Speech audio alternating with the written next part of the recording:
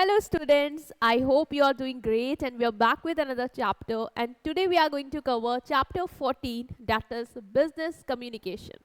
Business communication क्या है? आज आप सोच रहे होंगे कि मैम एकदम से हम एचआर से इधर ट्रांसफॉर्म कर गए, मतलब बिजनेस कम्युनिकेशन के पोर्शन में आ गए। तो यस स्टूडेंट्स, कहीं ना कहीं जो सिलेबस है वो एक ट्रांजिशन में आया है आपका। इससे पहले तक जितने भी चैप्टर्स पढ़े वो एचआर सेंटर्ड थे, ठीक है, ह्यूमन रिसोर्स को मैनेज करने से रिलेटेड थे। बट आज से जो हम शुरू करने वाले हैं वो एक ब्रॉडर पर्सपेक्टिव पे बात करेंगे, दैट इज बिजनेस कम्युनिकेशन। और कहीं ना कहीं ऑफ कोर्स ऑर्गेनाइजेशन में लोग ही तो बातचीत करेंगे, तो ये उनसे भी कनेक्टेड है। बट यहाँ से थोड़ा हम कम्युनिकेशन के एरिया में अपने कोर्स को आगे लेके जाएंगे, सिलेबस को आगे लेके जाएंगे, कुछ चैप्टर्स से रिलेटेड होंगे। तो हम स्टार्ट कर रहे हैं, ठीक है। तो आज जो चैप्टर है, जैसे मैंने बोला भी आपको, वो है बिजनेस कम्युनिकेशन। तो क्या होता है कम्युनिकेशन, आज इससे शुरू कर लेते हैं। और स्टूडेंट्स, यहाँ पे मैंने कोई आज के दिन स्टोरी नहीं ली है, बिकॉज आई नो कि ये एक ऐसा टॉपिक है जो हम अपने रियल लाइफ से रिलेट कर सकते हैं। मतलब ऐसा तो है नहीं ना आप सुबह उठते हो और किसी से बात नहीं करते हो। आप सुबह उठते हो, आप सबसे पहले क्या करते हो? मैम सुबह उठते हैं तो हम नहीं बात करते किसी से, हम तो अपना फ़ोन चलाते हैं, मैसेज वैसेज देखते हैं, मैसेज वैसेज भी कर देते हैं किसी को।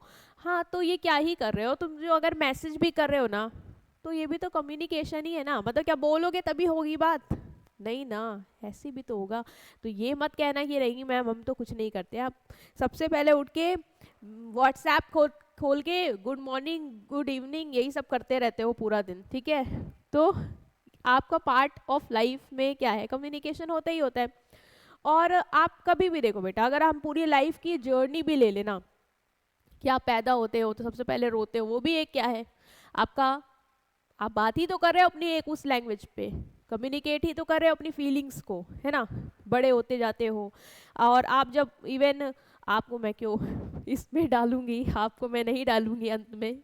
मान लो कोई ए है, वो पैदा हुआ, बोला बोला, उसके बाद जब उसका अंत भी होगा, मतलब उसकी डेथ भी होगी, तब भी कहते नहीं है कि जब वो गड़ा हुआ होता है या कब्र में होता है, ऐसा कुछ बोलते हैं, जब वो उसमें होता है, उस जोन में होता है, देन टू वो कुछ कहना चाहता है। या आप किसी की मरने के बाद जब किसी की तस्वीर देखते हो तो आप कहते हो ये कुछ कहना चाह रहे हैं। मतलब फीलिंग है, इमोशन है, लोग ऐसे कह रहे थे, मतलब जरूरी नहीं वो बाहर आके कुछ कह ही दे हैं। बट ये होता है कि कम्युनिकेट करना चाहते हैं उस तक, और शुरुआत से लेके अंत तक, ठीक है। तो through out the journey of course हम बातचीत करते हैं, अपनी फीलिंग्स, अपनी इमोशंस को एक्सप्रेस करते हैं एक दूसरे के साथ। That is what, that is communication. लेकिन लेकिन लेकिन आपके चैप्टर में हम पढ़ने वाले हैं बिजनेस से रिलेटेड कम्युनिकेशन। हमें आपकी ज़िंदगी से रिलेटेड कम्युनिकेशन की बात करनी है, लेकिन किस पर्सपेक्टिव पे जाके? बिजनेस के पर्सपेक्टिव पे, क्योंकि हम पढ़ाई कर रहे हैं, हमें आपके घर के विषय के बारे में और आपके जीवन के विषय की चर्चा नहीं करनी है, हमें बिजनेस के बारे में बताना है आपको कि बिजनेस में बेटा कम्युनिकेशन का क्या रोल है, ठीक है। हाँ मैम, बिजनेस में ऑफ कोर्स एम्प्लॉय है, मैनेजर है, तो बिना बातचीत करे कहाँ ही काम होगा मैम। बिजनेस में भी किसी को रिपोर्ट देनी है, किसी को फीडबैक देना है, किसी को इंस्ट्रक्शन देना है, तो बोल के करेंगे या लिख के करेंगे, मतलब कम्युनिकेट करेंगे, एक्सचेंज होगा तभी काम चलेगा, है ना। तो बहुत इंपॉर्टेंट है। समझ में आया कि नहीं आया? हाँ मैम है। तो यही है बेटा चैप्टर में तुमको यही समझना है कि बिजनेस कम्युनिकेशन क्या होता है, कितने तरीके के होते हैं, क्या ज़रूरत है हर टाइप के, तुमको इम्पोर्टेंट, डिसएडवांटेज, दैट्स इट। यही है सिलेबस, बहुत ईजी है, बहुत अच्छे से समझ जाओगे, कोई ऐसा नहीं है। और ये बता दूं कि ये चैप्टर 12th के बाद जैसे ही तुम बीबीए बीकॉम में एंटर करोगे, तुमको अपने सेमेस्टर में भी मिलेगा, ठीक है। तुमको अपने सेमेस्टर में पूरे एज अ सब्जेक्ट मिलेगा ये। अभी तो बस एक चैप्टर पढ़ रहे हो, तो इसको अच्छे से समझो, क्योंकि बहुत आगे तक काम करने वाला है ये चैप्टर तुम्हारे लिए, ठीक है। सो स्टार्ट कर रहे हैं मीनिंग ऑफ कम्युनिकेशन के साथ कि क्या है the word communication. Ma'am communication कहाँ से आया? कम्युनिकेशन बेटा लैटिन वर्ड से आया है। लैटिन वर्ड कम्युनिस से आया है, जिसका मतलब होता है कॉमन। क्या होता है? कॉमन। कॉमन मतलब मैम क्या? कॉमन मतलब बेटा जब तुम्हें जो कहना है और मुझे जो तुम चाहते हो मैं समझूं, वो एक जो मैसेज है, जो कॉमन मैसेज, उसका जो हम लोग एक्सचेंज कर रहे हैं, this is called communication. So communication happens only when both side understand the message in the same way, common way. मतलब जब जो तुम कहना चाह रहे हो और जो मैंने समझा तुम्हें सुन के जब तुम वो कह रहे थे, और हमारी दोनों की अंडरस्टैंडिंग क्या है, कॉमन है. मतलब आप मुझसे कहना चाह रहे थे कि मैम कल 7 बजे क्लास होगी यूट्यूब पे लाइव. ठीक है, तुम मुझसे ये कहना चाह रहे थे और मैंने यही समझा कि तुम मुझे ये बता रहे हो कि मैम कल क्लास होगी यूट्यूब पे 7 बजे लाइव. तो जो तुम कहना चाह रहे थे मैंने भी वही समझा. मतलब हमारे बीच में ये जो अंडरस्टैंडिंग हुई चीज को लेके वो कॉमन है. तो इसी से आया ये वर्ड लैटिन से कॉम्युनीज विच मीन्स कॉमन, कि जब जो आप कहना चाहते हैं जो सामने वाला समझता है वो चीज़ सेम होती है. ठीक है, ताकि दोनों लोग एक दूसरे को वैसे ही लेवल पर अंडरस्टैंड कर पाए तो हम कहते हैं कि दे आर कम्युनिकेटिंग. ठीक है, सो कम्युनिकेशन मतलब शेयरिंग इन्फॉर्मेशन, आइडियाज, फीलिंग और इमोशन बिटवीन 2 और मोर पीपल. अच्छा, कम्युनिकेशन मतलब आप क्या शेयर करते हो बेटा? मैम कभी हम लोग कुछ इन्फॉर्मेशन आप आपस में शेयर करते हैं, हम स्टूडेंट्स की वाली साइट पे देखा वो नोटिफिकेशन आई है बोर्ड की डेट शीट रिलीज़ हो गई है, तो मैम इन्फॉर्मेशन शेयर कर लेते हैं. हाँ, इसके अलावा आइडियाज़ शेयर करते हो कि नहीं? हाँ मैम मुझे कोई नया आइडिया आता है कि हम लोग इस तरीके से पढ़ाई कर सकते हैं या ये सैम्पल बुक ले लेते हैं, तो we share those ideas as well. Okay, feeling और इमोशन शेयर करते हो कि नहीं? हाँ मैम करते हैं, फीलिंग और इमोशन भी शेयर करते हैं. हमें डर लग रहा है बोर्ड से पहले, हम एक दूसरे को बताते हैं या मुझे इस तरीके की फीलिंग आ रही है, मेरा मैं बड़ा सैड चल रहा हूँ, मेरा ये इमोशन लेवल बड़ा डाउन जा रहा है, तो वो भी शेयर करते हैं. अच्छा, खुद में ही बातें करते रहते हो कि 2 लोग के बीच में? नहीं मैम, अकेले नहीं, सामने वाले के साथ बात करते हैं, दोस्तों में ज़्यादा लोगों से भी बात करते हैं. हाँ, तो मतलब 2 या 2 से ज़्यादा लोगों के बीच में हो रहा है. ठीक है, क्यों कर रहे हो ये बातें? क्यों अपनी इंफॉर्मेशन, क्यों अपनी आइडियाज़, क्यों अपनी फीलिंग शेयर कर रहे हो? क्यों? आपका पर्पस क्या है ये बताइए. मैम इसलिए ताकि वो मेरी बात को समझ जाए उसी तरीके से जैसे मैं चाहता हूँ, इसलिए मैं शेयर कर रहा हूँ ताकि वो मुझे समझ पाए कि मैं क्या कहना चाह रहा हूँ. फिर वो मुझे उससे रिलेटेड फीडबैक भी दे दे जो उसको समझ में आया, मेरी सिचुएशन के लिए मेरे लिए क्या सही रहेगा, इसलिए मैं बात बताता हूँ या शेयर करता हूँ. हाँ, तो यही तुम क्या कर रहे हो, यही तुम कम्युनिकेशन कर रहे हो. इसको अगर हम बोले तो आप यही तो करते हो. जैसे आपको है, आपको भूख लगी, अपनी मम्मी से क्या कहते हो? मम्मी खाना दे दो, है ना? तो वहाँ पे तुमने क्या किया? अपनी फीलिंग शेयर करी कि मुझे भूख लग रही, मुझे खाना चाहिए. ठीक है, 2 लोग के बीच में हुआ, आपने अपनी मम्मी से कहा, आपकी मम्मी ने सुना, उन्होंने बनाया हो. ठीक, तो 2 लोग के बीच में हो रहा, क्यों कह रहे हो तुम? ताकि वो मम्मी समझ जाए कि मुझे भूख लग रही, मुझे खाना चाहिए, वो मुझे बना के दे दे, इसलिए मैंने की है वो बात, मैं ऐसे ही कुछ नहीं बोलना चाह रहा हूँ, है ना? तो कम्युनिकेशन के पीछे एक पर्पस होता है कि जो मैं कहना चाह रहा हूँ सामने वाला वो वैसे ही समझ जाए. तो दिस इज कम्युनिकेशन. क्लियर हो गया कम्युनिकेशन क्या है? मतलब जब आप शेयर करते हैं इंफॉर्मेशन को, आइडियाज़ को, फीलिंग्स को, इमोशन को बिटवीन 2 और मोर पर्सन, मतलब कम्युनिकेशन कभी एक पर्सन में नहीं हो, तुम खुद से बात कर रहे हो, हम उसको कम्युनिकेशन कंसिडर नहीं करेंगे. 2 लोग होने चाहिए, मतलब एक सेंडर और एक रिसीवर. ठीक है, सेंडर रिसीवर होना चाहिए. 2 से ज़्यादा भी हो सकते हैं, एक बोलने वाला 10 लोग सुनने वाले. मीटिंग होती है, बॉस बोलता है 10 एम्प्लॉय सुनते हैं, होता है कि नहीं होता है? हाँ मैम होता है. एक नेता बोलता है पूरी जनता सुनती है, होता है कि नहीं होता है? होता है. तो 2 लोग तो मिनिमम चाहिए, उससे ज़्यादा हो सकते हैं. और पर्पस क्या है बेटा? कम्युनिकेट करने का, इतना गाने का, बोलने का, अपने इमोशंस को रखने का, ताकि सामने वाला समझ जाए जो मैं कहना चाह रहा हूँ. दैट्स इट, यही है पर्पस. तो दिस इज कम्युनिकेशन. और अच्छे से इसलिए समझाया क्योंकि अब पूरी जर्नी चैप्टर की इसी के इर्द गिर्द घूमने वाली है. पूरी जर्नी इसी के इर्द गिर्द घूमने वाली है. सो कम्युनिकेशन की अगर हम डेफिनेशन लें जो कि न्यूमैन और समर्ट्स ने दी है. डेफिनेशन मैम क्यों पढ़ा रहे हैं? क्योंकि बेटा मीनिंग तो आपको समझ में आ गई. हाँ मैम मीनिंग तो बहुत इजी भी थी, समझ में आ गई, बहुत एग्जाम्पल से भी समझ में आ गई, अच्छे से आ गई. लेकिन डेफिनेशन का पर्पस ये होता है कि एग्जामिनर ने अगर बोल के रखा है कि उसे डेफिनेशन ही चाहिए मीनिंग के साथ, तो डेफिनेशन में एक स्पेसिफिक ऑथर की डेफिनेशन लिखनी होती है.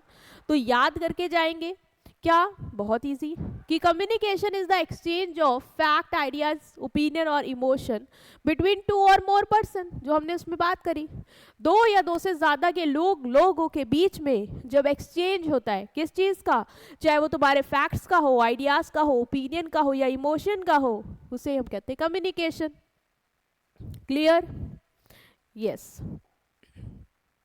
ओके, नेक्स्ट थिंग, जब यही कम्युनिकेशन मतलब ये जो एक्सचेंज है आइडियाज का, फैक्ट का, इंफॉर्मेशन का, ओपिनियन का, फीलिंग्स का बिटवीन टू और more person take place in the business, it's called business communication. Simple and sorted. जब यही कम्युनिकेशन बिजनेस में होता है तो हम उसको बिजनेस कम्युनिकेशन कह लेते हैं। कोई हार्ड एंड फास्ट रूल नहीं है कि क्या अलग कहानी आ गई इसकी, सिंपल। नेक्स्ट बेटा हम आते हैं इम्पोर्टेंस पे। इम्पोर्टेंस पे मतलब क्या जरूरी, मतलब क्या इम्पोर्टेंस, क्या अहमियत है कम्युनिकेशन के बिजनेस में। अच्छा, बिजनेस में क्या इम्पोर्टेंस है, मतलब ये क्या ही बोल रहे हैं, अरे इम्पोर्टेंस ही इम्पोर्टेंस है। अगर लोग बात नहीं कर पाएंगे, बिजनेस में बॉस गूंगा होगा, तो क्या एम्प्लॉयज को बता पाएगा कि करना क्या है, या पॉलिसी क्या बना रहे हैं, या स्ट्रैटेजी क्या बना रहे हैं कंपनी को आगे ले जाने की, बता पाएगा? नहीं मैम, ऐसे तो चल ही नहीं पाएगा, फिर तो एम्प्लॉयज अपनी मर्जी का करेंगे सब कुछ, उसको पता है कोई बोलने वाला नहीं है ना। और एम्प्लॉय अगर बेटा कुछ नहीं आपस में बात कर पा रहे हैं, चुपचाप आ रहे हैं, काम कर रहे हैं, उनको कुछ खुद ही नहीं पता कि कोई इंस्ट्रक्शन दे या क्या दे, अपने लगे पड़े हैं, जो बना रहा कर रहे हैं, नहीं आ रहा नहीं कर रहे, तो क्या वहाँ पे बिजनेस ऐसे चल पाएगा? क्या एक दिन नहीं चल सकता, एक मिनट नहीं चल सकता? Communication is very essential. तो क्या इंपॉर्टेंस है? पहला है efficient planning and decision making. अब ये बता रहे हैं कि करके कि क्या इंपॉर्टेंस है। पहला बोल रहे हैं कि efficient planning and decision making, कि प्लानिंग और डिसीजन मेकिंग अच्छे से हो, इसके लिए आपका कम्युनिकेशन मदद करता है। क्योंकि जब प्लानिंग कर रहे होगे, जब डिसीजन ले रहे होगे, तो लोग बैठेंगे, जब कम्युनिकेट करेंगे तभी तो अपने आइडियाज धरेंगे, तभी तो अपने ओपिनियंस रखेंगे, और सबके साथ डिस्कशन होगा, तभी तो जाके हम अच्छा प्लान और डिसीजन ले पाएंगे। राइट? सो इंपॉर्टेंस क्लियर है कि communication provide the correct information at the right time. सब लोग बैठे होंगे, सब लोग एट द राइट टाइम अपने राइट ओपिनियन रखेंगे कि ये होना चाहिए सर, ये फैसला होना चाहिए, ये मेरा ओपिनियन है। तो उसकी वजह से मैनेजर क्या कर पाएगा? अच्छे डिसीजन ले पाएगा, क्योंकि उसके पास क्लियर अपडेट होगी, क्लियर इंफॉर्मेशन होगी, क्लियर रिपोर्ट्स होंगी। और अगर ये सारी चीज़ें नहीं होंगी, उसके पास रिपोर्ट नहीं है जिसमें रिटर्न में सब कुछ कम्युनिकेट किया गया कि क्या स्टेटस चल रहा है, तो वो क्या डिसीजन ले पाएगा? नहीं ले पाएगा। तो इम्पॉर्टेंट है इसके लिए। Next is training and development of staff. हमने पढ़ा था उधर कि जब हम ट्रेनिंग देते हैं, तो बेटा जब ट्रेनिंग दोगे तो सामने वाले को समझाओगे ना, समझाओगे तो बोलोगे, कम्युनिकेट करोगे, इंस्ट्रक्शन दोगे, उसको अंडरस्टैंड करवाओगे वैसे ही जैसा तुम चाह रहे हो कि ये सीख जाए सॉफ्टवेयर को यूज करना। क्या उसके बिना पॉसिबल है? No ma'am. तो teach new skill and guide employees, proper communication की जरूरत है। सिंपल। Motivation and moral. देखो, मोटिवेशन एंड मोरल मतलब क्या? जैसे मैं बोलूं कि आपका बोर्ड है बेटा, और आप बहुत अच्छे से पढ़ना, बहुत अच्छे से पढ़ोगे तो बहुत अच्छे परसेंटेज लाओगे। आप अपनी फैमिली को प्राउड फील करवा सकते हो अपनी वजह से। आपके पास ये इतना बड़ा चांस आपको मिल रहा है, कुछ नहीं करना है, बस कुछ टाइम तक फोकस रहो, सब छोड़ दो। उसके बाद जब एक बार अच्छा आ जाए ना, तो फिर सब अपना अपना चला लेना, जी भर के तुम दिन रात वही कर लेना जो तुम करना चाहते हो, मोबाइल चला लेना, बट अभी सिर्फ और सिर्फ आप अपनी पढ़ाई पे फोकस करिए। हमने क्या किया? आपको मोटिवेट किया। मोटिवेट करने के लिए क्या किया? मैंने कुछ बोला, कुछ कम्युनिकेट किया, अपने आइडियाज़, अपने ओपिनियन रखे, ताकि आप उसको समझ पाओ। तो ये कब पॉसिबल हो पाए? जब मैंने कम्युनिकेट किया। उसी तरीके से एक बिजनेस में अगर आप एम्प्लॉयज़ को समझाना चाह रहे हैं कि वो अच्छा परफॉर्म करे, उसको आप मतलब कहना चाह रहे हैं कि yes you are doing great, you can do the fantastic, तो you deserve the best employee of the month and I know you will receive it, just give your best, ऐसे सब बोलोगे, वो मोटिवेट हो जाएगा।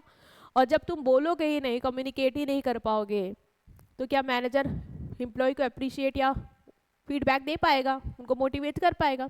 नहीं कर पाएगा मैम। तो इम्पोर्टेंस है ना इसकी मोटिवेशन और मोरल के लिए। Yes ma'am. Next is coordination and team work. Communication ये क्या इंश्योर करता है कि लोग आपस में कोऑर्डिनेट करें। बेटा कोऑर्डिनेट करने के लिए क्या चाहिए, जैसे मान लो मैंने आपके क्लास का एक ग्रुप बना दिया, एक डांस टीम बना दी मैंने, मान लो, ठीक है। अब आपकी गर्ल्स की डांस टीम है, आपकी बॉयज़ की डांस टीम है, तो मैंने बोला आप लोग को साथ में ग्रुप परफॉर्मेंस करनी है। अब बॉयज़ कह रहे मैं गर्ल्स से नहीं इंटरेक्ट करूंगा, गर्ल्स कह रही हम बॉयज से इंटरेक्ट नहीं करेंगे। अब ये लोग जब आपस में बात नहीं करेंगे, कम्युनिकेट नहीं करेंगे, तो क्या कोऑर्डिनेट कर पाएंगे डांस स्टेप? वो अपना करेंगे, वो अपना करेंगे, नहीं हो पाएगा। तो इसी तरीके से एक बिजनेस में भी अगर आप चाहते हैं कि सारे डिपार्टमेंट, चाहे वो मार्केटिंग का हो, फाइनेंस का हो, प्रोडक्शन का हो, सेल्स का हो, सब लोग आपस में कोऑर्डिनेट करके काम करें, तो उसके लिए उन लोगों को आपस में इंटरेक्ट करना होगा, कम्युनिकेट करना होगा, और बिना उसके पॉसिबल नहीं है। तो कम्युनिकेशन कनेक्ट करता है डिपार्टमेंट्स को और ये इंश्योर करता है कि सब लोग कॉमन गोल के लिए क्या करें, वर्क करें, आपस में इंटरेक्ट करें, कम्युनिकेट करें, अपडेट शेयर करें और एक साथ कॉमन गोल्स के लिए काम करें। लीडरशिप, लीडर क्या करता है मैम? लीडर लीड करता है, गाइड करता है, सुपरवाइज करता है, मोटिवेट करता है, टीम को आगे लेके जाता है, एक डायरेक्शन देता है, एक दिशा दिखाता है। तो जब लीडर को लीड करना होगा तो उसे बात करनी होगी कि नहीं करनी होगी, कम्युनिकेट करना होगा कि नहीं करना होगा लोगों को कि क्या डायरेक्शन है, किस तरीके से आगे जाएंगे, ये मोटिवेट करने के लिए चाहिए होगा कि नहीं चाहिए होगा, ऑफ कोर्स चाहिए होगा। तो लीडरशिप भी कहाँ पॉसिबल हो पाएगी? तो great leader always communicate clearly. ये बहुत अच्छी क्वालिटी होती है एक अच्छे लीडर की कि they have a good communication skill, क्योंकि वो अपनी बात को बहुत अच्छे से रख पाते हैं, और जो अपनी बात को रख पाते हैं और सामने वाले को अंडरस्टैंड करा पाते हैं जैसा वो चाह रहे हैं, तो फिर क्या होता है, सामने वाले उनको फॉलो कर पाते हैं, वो उनको इंस्पायर कर पाता है। इफेक्टिव कंट्रोल, इफेक्टिव कंट्रोल मतलब जैसे कि मुझे लग रहा है कि कोई एम्प्लॉय है, उसकी परफॉर्मेंस अच्छी नहीं है, मैंने इवेलुएट किया पहले पास्ट से, मैंने कहा ये परफॉर्मेंस इनकी अच्छी नहीं है, डाउन जा रहे हैं, तो मुझे क्या करना होगा, उसको कंट्रोल करना होगा, मतलब उसको ठीक करना होगा। ठीक करने के लिए मैं क्या करूँगी, मैं कुछ एक्शंस लूँगी, है ना। हो सकता है मैं उसको ट्रेनिंग दूँ, हो सकता है मैं उससे बातचीत करूँ, रीज़न जानूँ। तो इन सब चीज़ों के लिए मुझे क्या करना होगा, कम्युनिकेट करना होगा। बिना उसके पॉसिबल है क्या कंट्रोल कर पाना? No ma'am. सो एक अच्छे कंट्रोल के लिए भी बेटा मैनेजर को कम्युनिकेट करना होगा, ताकि वो परफॉर्मेंस को मॉनिटर कर पाए और फीडबैक ले पाए, फीडबैक दे पाए बेसिकली, ठीक है। ऑर्गेनाइजेशन ट्रैक पे रहे, ये इंश्योर करने के लिए उसको कम्युनिकेट करना होगा। ओके, सो ये थी इंपॉर्टेंस कि क्या ज़रूरत है मैम बिजनेस में, क्या ज़रूरत है कम्युनिकेशन की। हमने देखा कि हर लेवल पे ज़रूरत है, चाहे तुम प्लानिंग कर रहे हो, चाहे तुम डिसीजन मेकिंग कर रहे हो, चाहे तुम लोगों को लीड कर रहे हो, उनको मोटिवेट कर रहे हो, मतलब throughout the journey of business you have to communicate, है ना, वो इम्पोर्टेंस है ही है उसकी। अब आते हैं हम कि क्या एलिमेंट्स हैं ma'am communication. Very very easy topic, और बना लेना आ जाए पेपर में, क्योंकि इतना इजी टॉपिक है, मतलब पूरा चैप्टर ही बहुत इजी है, लेकिन ये बहुत इंटरेस्टिंग, बहुत इजी। मतलब ये ऐसा है जो तुम अपनी रियल लाइफ में दिन भर करते हो, और आई डोंट नो कि तुमने इतना ऑब्जर्व किया होगा कि नहीं, कि मतलब तुम यही करते रहते हो पूरा दिन। अच्छा मैम क्या है ये elements of communication? Elements of communication basically communication के इंपॉर्टेंट पार्ट्स। कम्युनिकेशन किससे बना है, वो हो गए उसके एलिमेंट्स, है ना। मशीन किससे बनी है, वो जो पार्ट्स है उसके वो क्या है, एलिमेंट्स। तो कम्युनिकेशन कैसे बना है, इसमें कौन कौन है, कैसे कैसे होता है मैम ये कम्युनिकेशन? क्या कभी सोचा है, क्या कभी आपने सोचा कि आपने जैसे मम्मी से बोला कि मुझे भूख लगी, मुझे खाना दे दो, ये स्टेटमेंट तो आ गई आपकी, लेकिन ये कैसे हुआ, कि पूरा प्रोसेस क्या था, कभी सोचा है? नहीं मैम, इतना डेप्थ में तो कभी नहीं सोचा। चलो आज आपको सोचना है, ठीक है। So elements of communication basically essential part है जो हेल्प करता है मैसेज को सेंडर से रिसीवर तक सक्सेसफुली पहुंचने में। वो एलिमेंट्स कौन से हैं बेटा? पहला है सेंडर, तुमने बोला ना तुम्हें भूख लगी है खाना दो, तो शुरुआत कहाँ से हुई मैम? कम्युनिकेशन की शुरुआत तो मुझसे ही हुई, मैंने ही बोलना शुरू किया। तो तुम क्या हो, तुम मैसेज को सेंड करने वाले हो, और मैसेज को सेंड करने वाले को क्या बोलते हैं? सेंडर, है ना। So the person who starts the communication is known as sender. He has an idea in his mind and he want to share, उसके पास आइडिया है एक माइंड में और वो शेयर करना चाहता है, उसके पास इमोशन है, फीलिंग है माइंड में, वो शेयर करना चाह रहा है. So you are the sender. ठीक है. नेक्स्ट स्टेप है encoding. Sender convert his idea into word, symbol, gesture and picture, basically turning thoughts into message. अब ये समझो समझो इनकोडिंग मतलब क्या होता है बेटा. तुम्हें जैसे कि मैंने एग्जांपल दिया कि तुम्हें भूख लगी है और तुमने अपनी मम्मी से बोला कि मुझे खाना दे दीजिए. ठीक है. तो ये जो फीलिंग आई ना तुम्हारे अंदर से, हंगर वाली, भूख लगी है, तुम्हारे अंदर ये थॉट आया कि यार मेरे को भूख लगी है, तुमको सामने वाले को ये बताना है. कैसे बताओगे ये फीलिंग को, कैसे बताओगे सामने वाले को? मैम शब्दों में कन्वर्ट करेंगे जिससे सामने वाला समझ जाए एग्जैक्टली क्या बताने चाह रहा हूँ. अगर भूख लगी तो पानी दे दो ये तो बोलूंगा नहीं, तो एग्जैक्ट वर्ड ढूंढने होंगे, सिंबल ढूंढने होंगे जिससे मैं, या जेस्चर्स भी कर सकते हो ना, जिससे मैं सामने वाले को समझा ले जाऊँ कि मुझे क्या चाहिए, चाहिए ना. Okay. So this is called encoding. Means जब अपने आइडिया को आप कन्वर्ट करते हैं to word, symbol, gesture, pictures etcetera, is called encoding. Turning thoughts into message. भूख लगी मम्मी को कैसे पता चलेगा कि आपको क्या चाहिए? आप बताओगे ना अपने उस आइडिया, वो जो फीलिंग है, जो तुम्हारा थॉट है, उसको कन्वर्ट करोगे ना, तभी तो उन्हें सामने वाले को समझ में आएगा कि तुम कहना क्या चाह रहे हो. तो this is the next step, that is encoding. इसके बाद जो होता है वो होता है आपका चैनल या मीडियम. चैनल या मीडियम इंपॉर्टेंट एलिमेंट है. मैम चैनल क्या है यहाँ पे या मीडियम क्या है? बेटा ये एक पाथ है जिससे मैसेज ट्रेवल करता है. जैसे ट्रेन का ट्रैक, जिससे ट्रेन ट्रैवल करेगी, वो क्या है? उसका पाथ, चैनल. वैसे ही चैनल मतलब मीडियम क्या हो सकते हैं? स्पीकिंग, या तो तुम मम्मी को ओरली बता सकते हो बोल के कि मुझे भूख लगी है, खाना चाहिए. व्हाट्सएप मैसेज कर सकते हो कमरे में बैठ के, अगर आपकी मम्मी व्हाट्सएप पे ऑनलाइन है तो आप मैसेज कर सकते हैं कि मम्मी रील मत चलाओ, मुझे भूख लगी, खाना दे दो. नोटिस बोर्ड, बेटा ये हम बिजनेस पे जा रहे हैं अब, कि बिजनेस में नोटिस बोर्ड वगैरह यूज़ होते हैं. ठीक है. रिपोर्ट्स वगैरह लिखी जाती है बातचीत करने के लिए. अब तुम तो इस चीज़ के चिट्ठी मत लिखने लग जाना मम्मी को, एक तमाचा ही पड़ेगा सीधे, है ना, कि क्या क्या तमाशा कर रहे हो बैठे बैठे. ठीक है. तो ये हो गया चैनल. चैनल मतलब मीडियम जिससे मैसेज सामने वाले को पहुंचेगा. रास्ता चुनना पड़ेगा आपको. ठीक है. ये क्या होता है? चैनल होता है. अब आ जाओ नेक्स्ट पे. नेक्स्ट है रिसीवर. रिसीवर मतलब चैनल से मैसेज जाएगा जाएगा जाएगा, कहाँ जाएगा? रिसीवर के पास जाएगा. भाई जिसके लिए मैसेज बना है उस तक तो पहुंचना जरूरी है ना, वरना मैसेज का काम क्या था? तो रिसीवर कौन होता है? वो पर्सन फॉर हुम मैसेज इज इंटेंडेड. मतलब जिसके लिए मैसेज है वो पर्सन को क्या बोलते हैं? रिसीवर. वो क्या करता है? मैसेज को रिसीव करता है. लाइक आपने अपनी मम्मी को जाके किचन में बोला मम्मी मुझे भूख लगी, खाना दे दो, और उन्होंने मैसेज को रिसीव किया, मतलब वो रिसीवर हो गई. उन्होंने मैसेज को, मतलब मैसेज उनके लिए बना था, सो शी इज रिसीवर. भी मैं आगे वाला स्टेप यहाँ जोड़ूंगी. उनके लिए मैसेज भरा था तो आपने उनको कम्युनिकेट किया, वो है रिसीवर.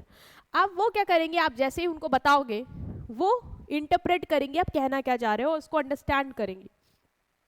मतलब मैम, मतलब आपने उनसे कहा भूख लगी है खाना दे दो, वो सुनेंगी, वो समझेंगी कि आप कह क्या रहे हो. अच्छा भूख लगी है, खाना चाहिए, ये उनको क्लिक करेगा. अच्छा ये, उसके बाद फिर वो आपको अपना फीडबैक देंगी.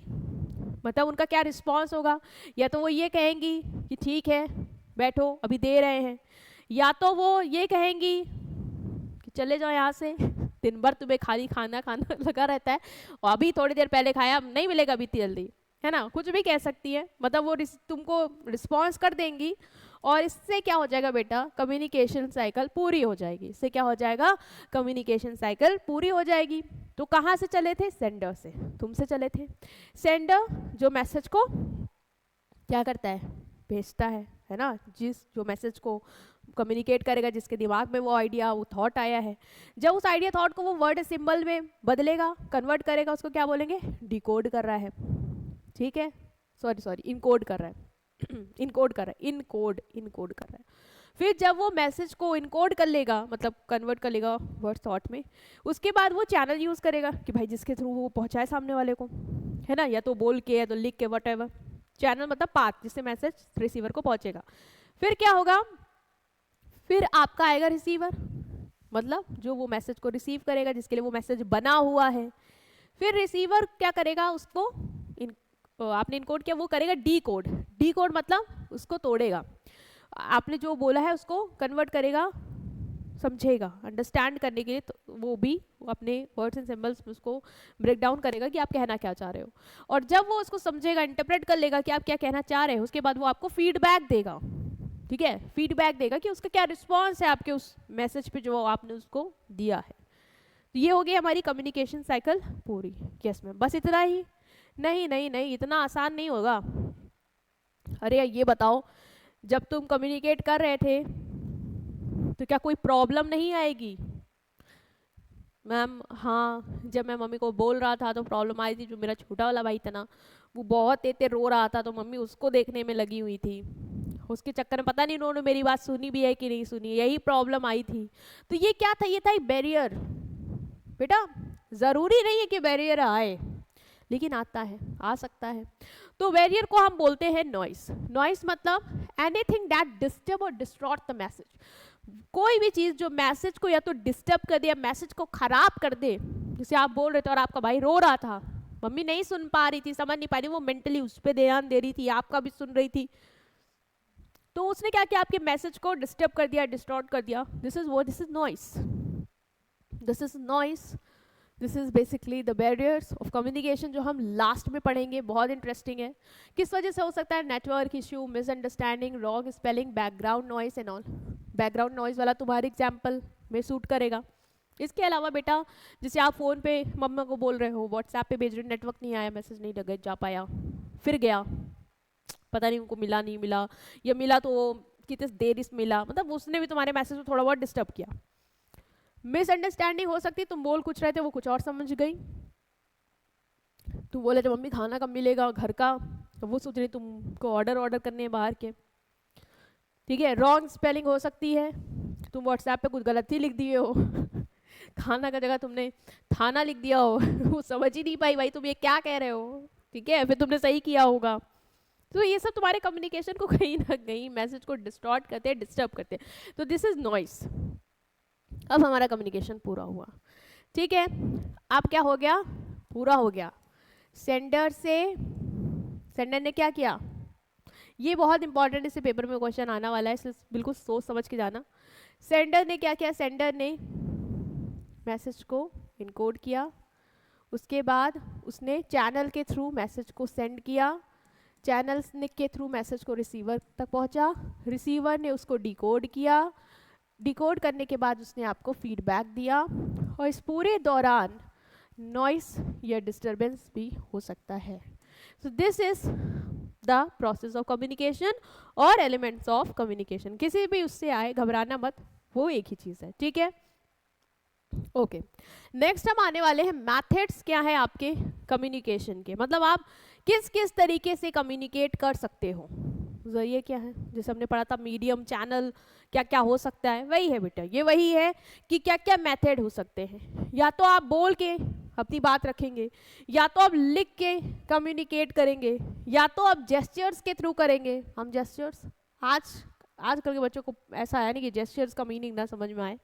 जेस्चरल कम्युनिकेशन मतलब क्या बेटा, कि आप facial expression, body language, body movement से कम्युनिकेट कर रहे हो, करते हो आप लोग क्लास में एक दूसरे को। जब एग्जाम होता है 2 का 1 बताओ, बोलते नहीं हो, लिख के भी नहीं देते हो, ऐसे से कर देते हो, सामने वाला समझ जाता है, वो बता देता है 1 होगा। होता है कि नहीं होता है? यस मैम, बहुत ज़्यादा होता है। Next is visual. विजुअल मतलब क्या बेटा? विजुअल मतलब, इसको सस्पेंस रखे क्या कि बता दूं, बार चार्ट्स वगैरह। अब थोड़ा सा मैंने बोला है, लेकिन अभी हम बहुत अच्छे समझेंगे इसको। चलो आ जाओ। First is oral communication. क्या होता है ma'am? Very very easy, very very easy. Why? क्योंकि ये हम मोस्टली करते हैं, लेकिन हम बिजनेस के पॉइंट ऑफ व्यू से बेटा एग्जांपल देंगे अब आपको, ठीक है, ताकि आप बिजनेस से थोड़ा रिलेट कर पाओ उसको। ठीक है, अब थोड़ा सीरियस मोड में आते हैं, बाकी मैं थोड़ा सा तुम्हारे से भी रिलेटेड दूंगी, बिल्कुल वो मत हो। तो oral communication means exchanging information through spoken words. जब बिजनेस में बेसिकली स्पोकन वर्ड्स के थ्रू कम्युनिकेशन होता है, इन्फॉर्मेशन का एक्सचेंज होता है। जैसे बॉस है, एम्प्लॉयज़ को बोलना है कुछ तो ओरली बता रहा है, इंस्ट्रक्शन दे रहा है कि ये ऐसे होना है, ठीक है। तो दिस इज ओरल कम्युनिकेशन, मतलब ओरल वर्ड्स के थ्रू, मतलब वर्ड्स के थ्रू, स्पोकन वर्ड्स, वर्ड याद रखना, स्पोकन वर्ड्स के थ्रू जब कम्युनिकेशन हो, ठीक। इसमें आपका face to face conversation, meeting, classroom teaching, telephone calls, video calls सब आ जाएगा। फेस टू फेस कन्वर्सेशन में वो सामने है, आप सामने, और आप बोल बोल के बातचीत कर रहे हो।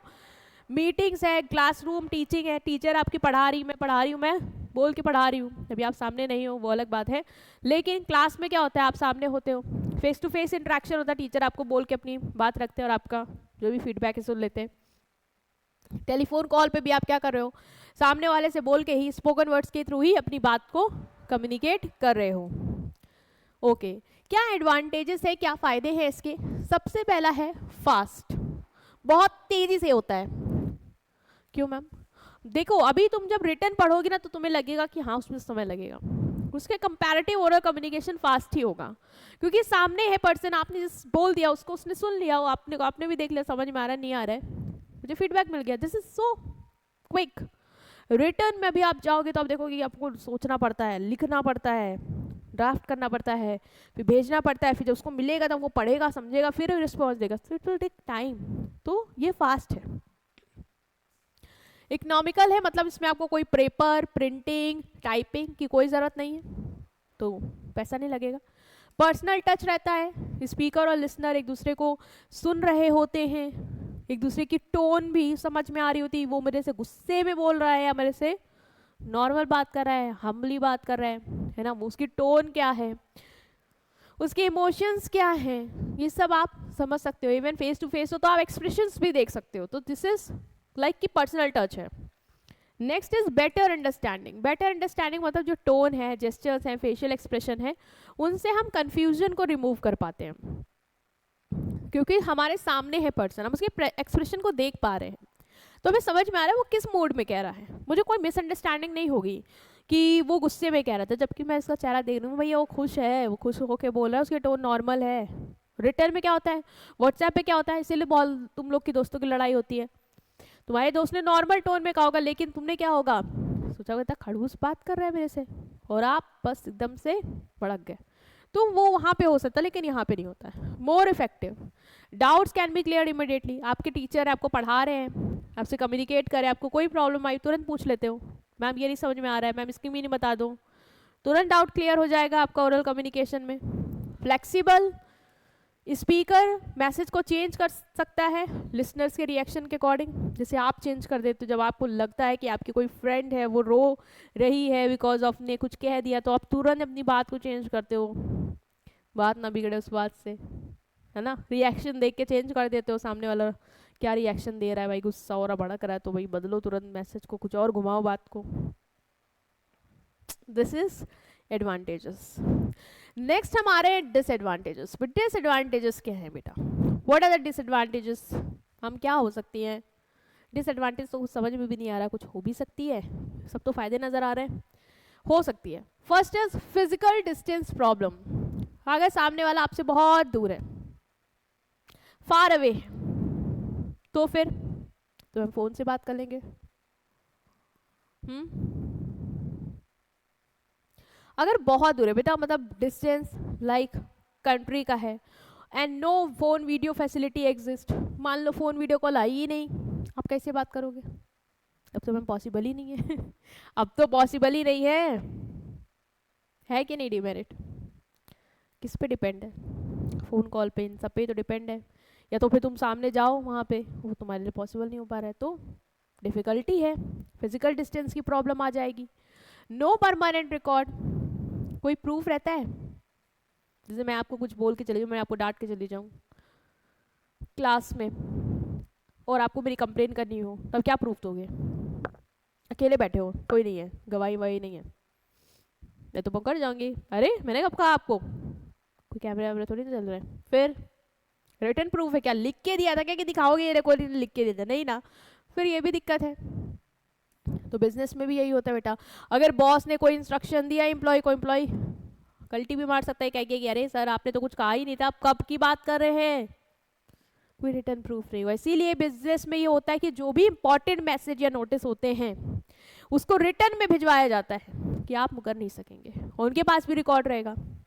मिसअंडरस्टैंडिंग, अगर प्रॉपर प्रोनाउंसिएशन नहीं है, वॉइस अनक्लियर है, बहुत ज़्यादा फिजिकल बैरियर है, इमोशनल कोई भी नॉइस का है, ये बैरियर है कम्युनिकेशन, तो उससे मैसेज खराब हो सकता है कि नहीं हो सकता है, ऑफ कोर्स मैम। तो ये भी है। पुअर रिटेंशन, क्या हर चीज़ याद रख पाओगे जो सामने वाले ने तुम्हें कही थी? अगर वो इंपॉर्टेंट इन्फॉर्मेशन है, मैनेजर ने आपको पॉलिसी बता दी पूरी कंपनी की क्या होगी 5 साल की ओरली, आपको क्या याद रहेगी कि उन्होंने क्या क्या बोला था पॉइंट्स? तो मैम नहीं याद, इसलिए हम लिखते रहते डायरी में, है ना, इसीलिए तो लिखते रहते हो क्योंकि याद नहीं रह पाता। अभी इतना सब कुछ पढ़ लिया, जो तुम्हें मैंने अच्छे समझाया वो तुम्हें याद हो गया, वर्ड टू वर्ड तुम्हें याद है? अभी वर्ड टू वर्ड कहाँ से याद है मैम? तो रिटेंशन बेटा एक नहीं करना उतना पॉसिबल होता है। लेंदी मैसेज आर डिफिकल्ट, बड़े बड़े मैसेज को आप ओरली नहीं एक्सप्लेन कर सकते, बहुत हार्ड हो जाएगा आपके लिए। कंपनी की पॉलिसी को इसलिए रिटर्न फॉर्म में दो क्योंकि वो बहुत लेंदी है, कितना आप बोलोगे कितना समझा ले जाओगे, रिटर्न में दे दो, सामने वाला आराम से तसल्ली से पढ़ सकता है। लैक ऑफ रिस्पॉन्सिबिलिटी, लोग अपनी स्टेटमेंट से मुकर जाते हैं क्योंकि कोई रिटर्न प्रूफ नहीं होता, ये तो आप देखते भी हो, लोग मुकर जाते हैं।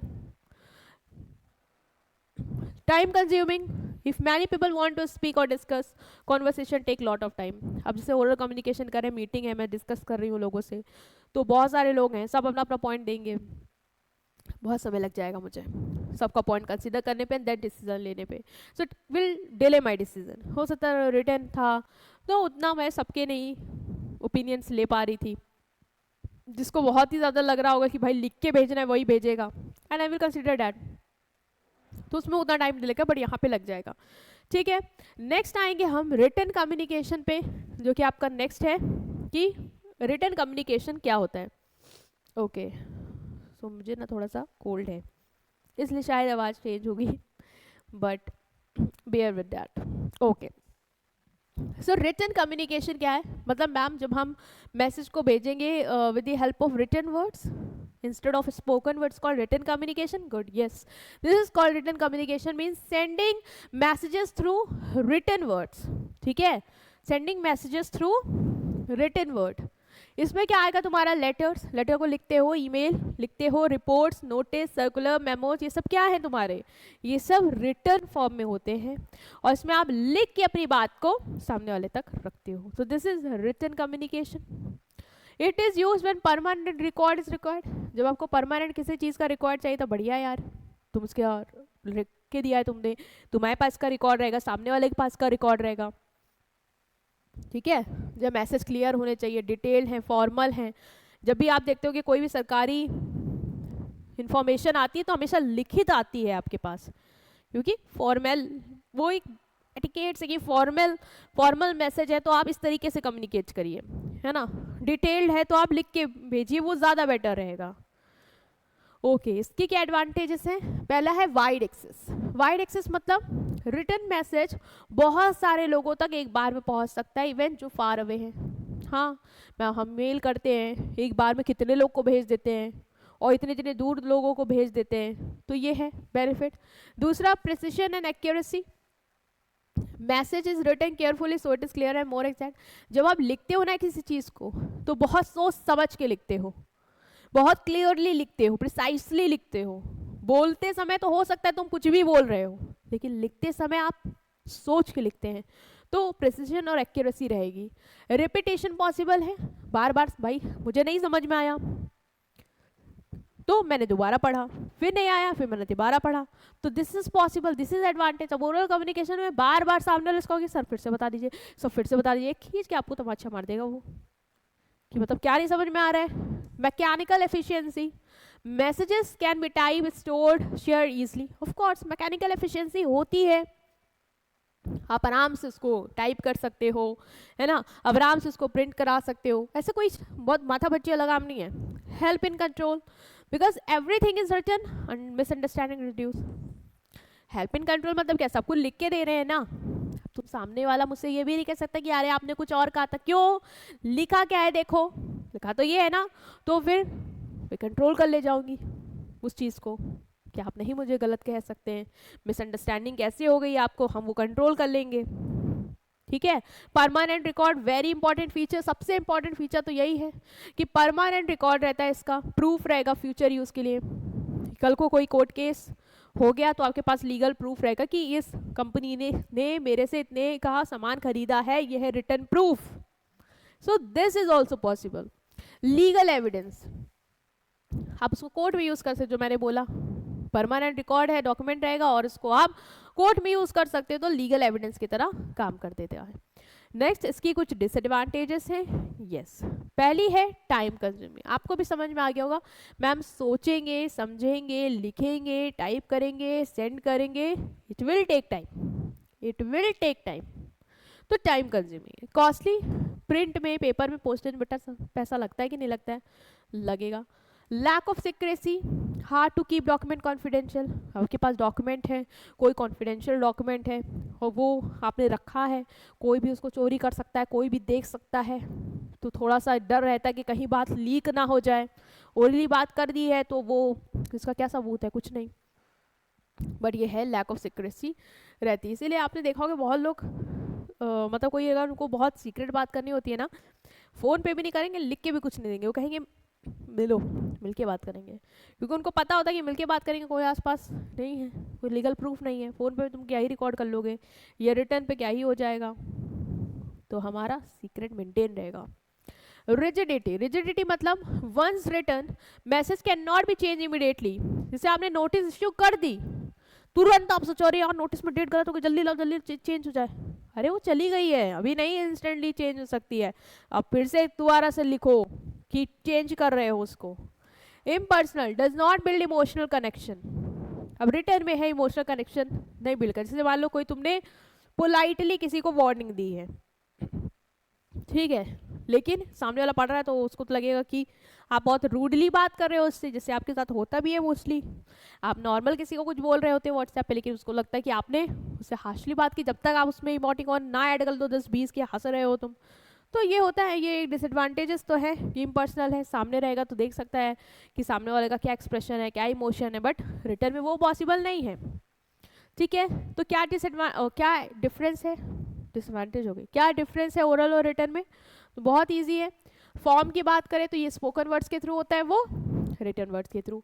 मीनिंग की बात करें तो ये face to face, telephone, meetings, means किसके थ्रू होगा? Telephone, phone call, video call, meetings, seminar, ये सब। यहाँ लेटर, रिपोर्ट, नोटिस, डॉक्यूमेंट्स, जो भी रिटर्न फॉर्म है उसमें। साइज मैसेज का क्या होगा? ओरल कम्युनिकेशन में शॉर्ट लॉन्ग दोनों हो सकता है, लेकिन रिटर्न कम्युनिकेशन मोस्टली किसके लिए सुटेबल रहता है? लॉन्ग मैसेजेस के लिए। एक्सपेंसिव है मैम, चीप है। Costly, long distance. अगर लॉन्ग डिस्टेंस में बेटा, अगर लोकल में बात कर रहे हो अपने आसपास के लोगों से ओरली, तो नहीं, पैसा नहीं लग रहा। लेकिन अगर आप बाहर बात कर रहे हो, जितना सिटी में डिफरेंस है, कंट्री में डिफरेंस है, तो अच्छी फ़ोन कॉल होनी चाहिए, अच्छी वीडियो कॉल क्वालिटी होनी चाहिए, तो पैसा लगेगा इंटरनेट खरीदने में, उसमें, और अच्छा पैक करवाने में, तो it will take more expensive. Paper, printing, postage, यहाँ पे पेपर, प्रिंटिंग, पोस्टेज सबका पैसा लगेगा, तो इसके कंपैरेटिवली ये ज़्यादा एक्सपेंसिव है। टाइम की बात करें तो वेरी फास्ट, ऑलमोस्ट इमीडिएट, तुरंत बोला तुरंत सामने वाले सुन लिया, खत्म। स्लो एंड टाइम कंज्यूमिंग, मैं लिखूंगी, सोचूंगी, समझूंगी, भेजूंगी, सामने वाला पढ़ेगा, देखेगा, समझेगा, फीडबैक देगा, टाइम लगेगा, ठीक है। सो it is slow and time consuming. Clear? Okay. Suitability की बात करें तो not suitable for long distance emergency. Oral communication long distance emergency के लिए सुटेबल नहीं है। मतलब मैम, मतलब ये कि मान लो कि कोई बहुत इमरजेंसी हो गई और सामने वाला बहुत दूर है, लॉन्ग डिस्टेंस पे है, फ़ोन कॉल में आवाज़ नहीं साफ आ रही है, वीडियो नेटवर्क नहीं आ रहे हैं, तो क्या होगा बेटा? इमरजेंसी वाले केस में तुम फंस जाओगे ना, तो वहाँ तो ये सुटेबल नहीं रहेगा आपके लिए। रिटर्न कम्युनिकेशन में कहाँ सुटेबल है? जब आपको डिटेल बात करनी हो, फॉर्मल बात करनी हो तो। वेरिफिकेशन की बात करें तो उसको वेरीफाई नहीं कर सकते हो, कोई रिटर्न प्रूफ तो है नहीं कि बाद में वेरीफाई करोगे कि क्या कहा था, लेकिन इसको तुम वेरीफाई कर सकते हो, एज परमानेंट रिकॉर्ड रहता है।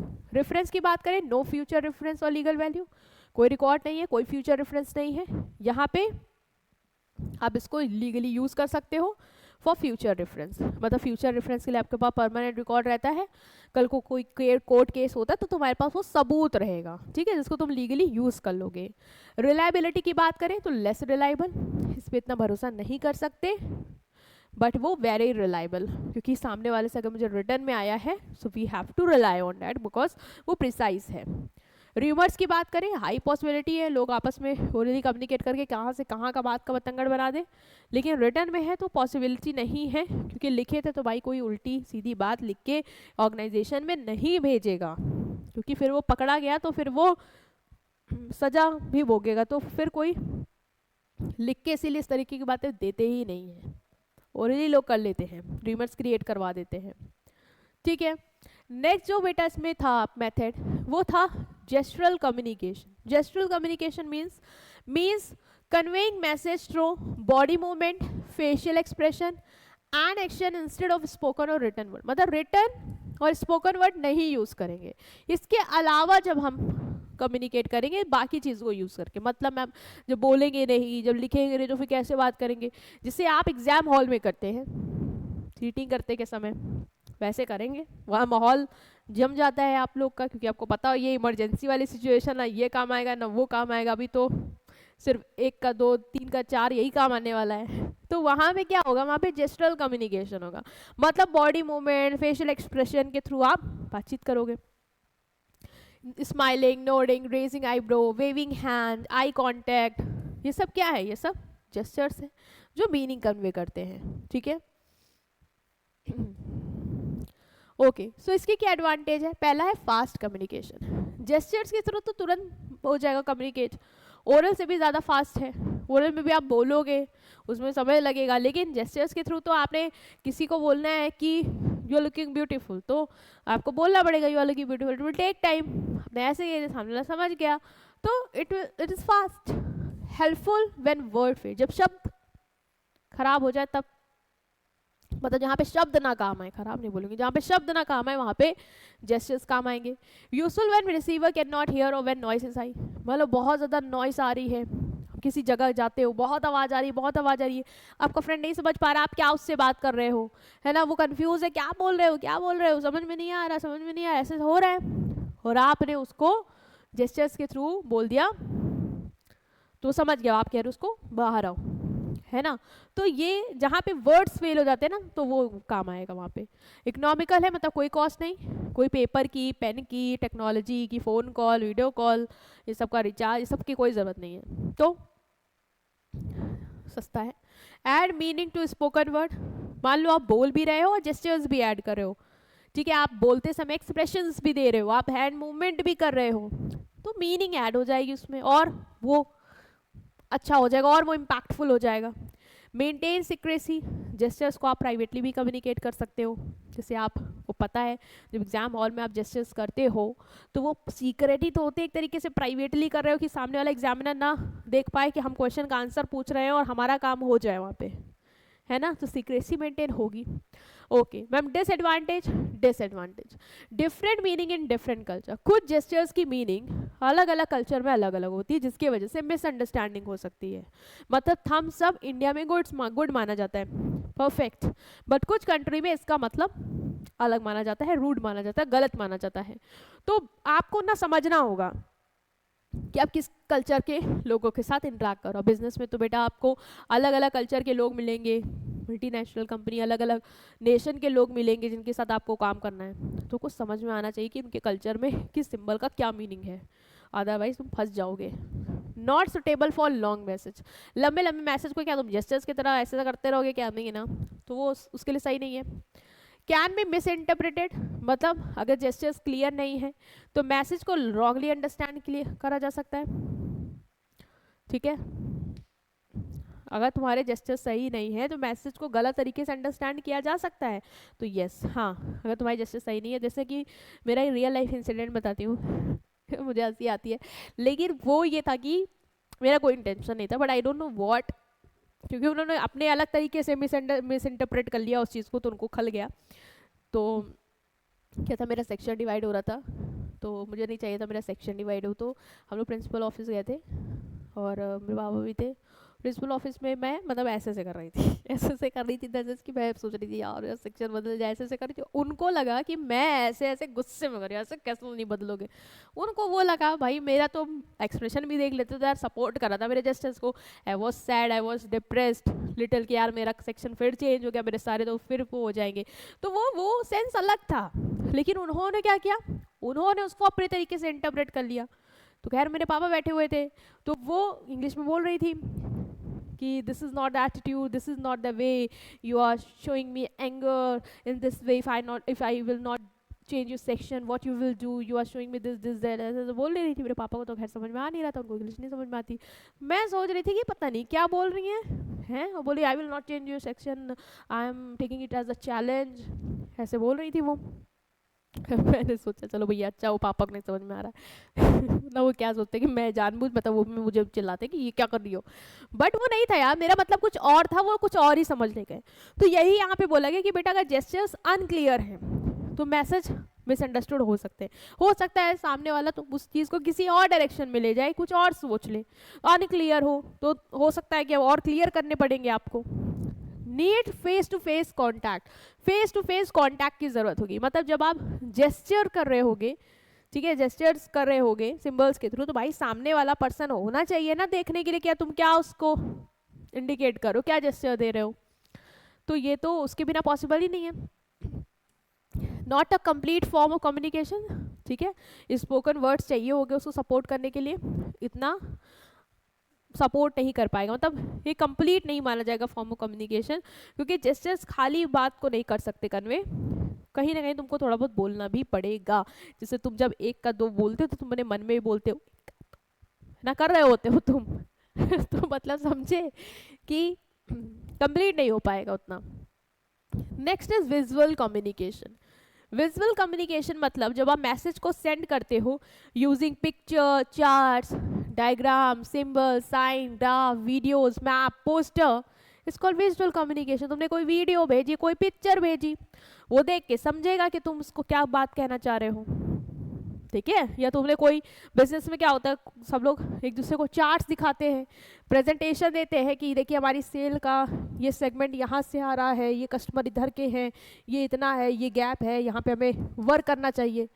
तो ये क्या है, ये इस पिक्चर से रिप्रेजेंट कर रही है, विजुअली कम्युनिकेट कर रही है कि क्या है मैसेज। तो जब आप मैसेज को सेंड करते हो picture, chart, diagram, symbol, graph, videos, map, इन सब को यूज के, बेसिकली विजुअल चीज़ों को यूज करके, उसको बोलते हैं विजुअल कम्युनिकेशन, ठीक है। इसमें मैसेज को फोकस किया जाता है कि सामने वाला देख के समझे, रेदर देन रीडिंग और लिसनिंग। उसको पढ़ना नहीं है, सुनना नहीं है, उसको विजुअल्स को देखना है और मैसेज को समझना है। जैसे एक बार ग्राफ शो करता है सेल की ग्रोथ, ठीक है, communicate faster than a long paragraph of number. मैंने नंबर्स का पैराग्राफ दे दिया, सेल इतनी इतनी इतनी इतनी इतनी, सामने वाला तुम घबरा जाएगा नंबर देके, यार क्या इतने सारे नंबर्स हैं, कुछ समझ में नहीं आ रहा। लेकिन अगर मैंने उसको एक बार ग्राफ दे दिया, मैंने उसको बार ग्राफ दे दिया कि इतनी सेल थी, फिर इतनी हुई, अभी इतनी चल रही है, अभी इतनी आ गई है, मैंने वो चीज़ उसको बार ग्राफ के थ्रू रिप्रेजेंट कर दी कि सेल का स्टेटस ये है, तो वो आसानी से समझ जाएगा कि मैं उससे क्या कहना चाह रही हूँ, ठीक है। ओके, तो पहला है easy to understand bird eye view. एक बात देखते ही समझ में आ जाता है कि पिक्चर कह क्या रही है। Picture explain things quickly, even a big set of data become clear in word chart. एक पाई चार्ट है जो स्टूडेंट के मार्क्स को दिखा रहा है, ठीक है, कि कौन सा सब्जेक्ट स्ट्रांग है। तो एक पाई चार्ट आया, मैंने तुरंत देखा अच्छा इसमें मेरे मार्क्स स्ट्रांग है, इसमें मेरे पोर्शन कम है, तो आपको देख के समझ में आ गया। अब मान लो मैं उसको बार बार एक एक सब्जेक्ट का लिखूं डेटा, फिर आप देखो, फिर रीड करो, फिर कंपेयर करो, समय लगेगा। बट एक पिक्चर में ही ऑलरेडी सब कुछ क्लियर हो रहा है उस पाई चार्ट में, तो वो वर्ड आई व्यू है। Attractive and attention grabbing, of course visual appealing लगते ही हैं, आप तुरंत आपका टेंशन जाता है, पिक्चर क्या कह रही है, ठीक है। हेल्प इन कंपैरिजन, जहाँ पे कंपैरिजन के चार्ट होते हैं, जैसे क्रिकेट मैच होता है, बाद में तुम देखते होगे कंपैरिजन चार्ट दिखाए जाते हैं कि ये परफॉर्मेंस का ग्राफ ऐसा था, आपकी ऐसा जा रहा है, होता नहीं होता है। तो तुरंत तुम देख के पिक्चर को, ग्राफ को समझ जाते हो, कंपेयर कर लेते हो कि क्या परफॉर्मेंस में चेंज आया, क्या ट्रांजिशन है, तो वो भी ईजी हो जाता है कंपैरिजन कर पाना। लॉन्ग लास्टिंग इम्पैक्ट, मैसेज देर तक याद रहता है। टेक्स्ट तुम भूल जाओगे, सुना हुआ भूल जाओगे, लेकिन इमेजेस कहते नहीं कि लंबे समय तक याद रहती है, और हमारा माइंड जो है वो इमेजेस को रिटेन कर लेता है इजिली। इसलिए कहते हैं कि माइंड मैपिंग करके आप चीज़ों को समझे, कॉन्सेप्ट को अंडरस्टैंड करें, ये इमेजेस के फॉर्म में अंडरस्टैंड या लिंक करने की कोशिश करें, होता है वो इसीलिए होता है। सपोर्ट्स एनालिटिकल थिंकिंग, जो भी ग्राफ्स हैं, डायग्राम्स हैं, वो हिडन ट्रेंड पैटर्न रिवील करते हैं। मतलब जो ग्राफ होता है, डायग्राम होता है, वो आपको बताता है कि ये क्या बताना चाह रहा है, इसके पीछे क्या ट्रेंड है, ठीक है, जिससे आप डिसीजन ले सकते। जैसे कोई डेटा है, वो दिखा रहा है सेल पिछले साल इतनी थी, करंट में इतनी है, और अब ये ड्रॉप हो गई है, तो तुम्हें समझ में आ जाएगा कि अच्छा सेल ड्रॉप हुई है और वो अक्टूबर में ही ड्रॉप हुई है, तो तुम कहीं ना कहीं कनेक्शन बनाने की कोशिश करोगी कि अच्छा उधर का सीजन जो रहता है ना, ये पीक में इसलिए रहता है क्योंकि इधर समर है और इधर विंटर स्टार्ट हुई, इसलिए प्रोडक्ट का थोड़ा सा मार्केट डाउन हो गया मेरा। तो तुम ट्रेंड को समझने की कोशिश करोगे, पैटर्न को समझने की कोशिश करोगे, जो तुम्हें ये ग्राफ शो करेगा, ठीक है। डिसएडवांटेज क्या है इसकी, लिमिटेड इन्फॉर्मेशन, चार्ट डायग्राम सिर्फ समरी देती है इन्फॉर्मेशन की, सेल्स का समरी मिलेगा, पूरी डिटेल इन्फॉर्मेशन तुम्हें नहीं मिल पाती, तो ये डिसएडवांटेज है। कैन नॉट शो फीलिंग और क्वालिटेटिव, विजुअल सिर्फ नंबर शो करते हैं, इमोशन और ह्यूमन बिहेवियर नहीं शो करते। जैसे कस्टमर जो है उसने प्रोडक्ट को ज़्यादा ऑर्डर किया, ठीक है, तुम्हारी सेल बढ़ गई, तो कस्टमर का इमोशन वो नहीं दिखाएगा कि कस्टमर तुमसे सेटिस्फाइड है, खुश है, इस वजह से सेल्स बढ़ी है, या एम्प्लॉयज़ का मोटिवेशन आई है इस वजह से बढ़ी है, नहीं, वो सिर्फ डेटा शो कर रहा है, नंबर शो कर रहा है। रिस्क ऑफ मिस इंटरप्रिटेशन, अलग अलग लोग ग्राफ को अलग अलग, कोई ग्राफ है प्रॉपर तुमने लेबल नहीं किया है तो सामने वाला कुछ समझेगा, सामने वाला कुछ समझेगा, ठीक है।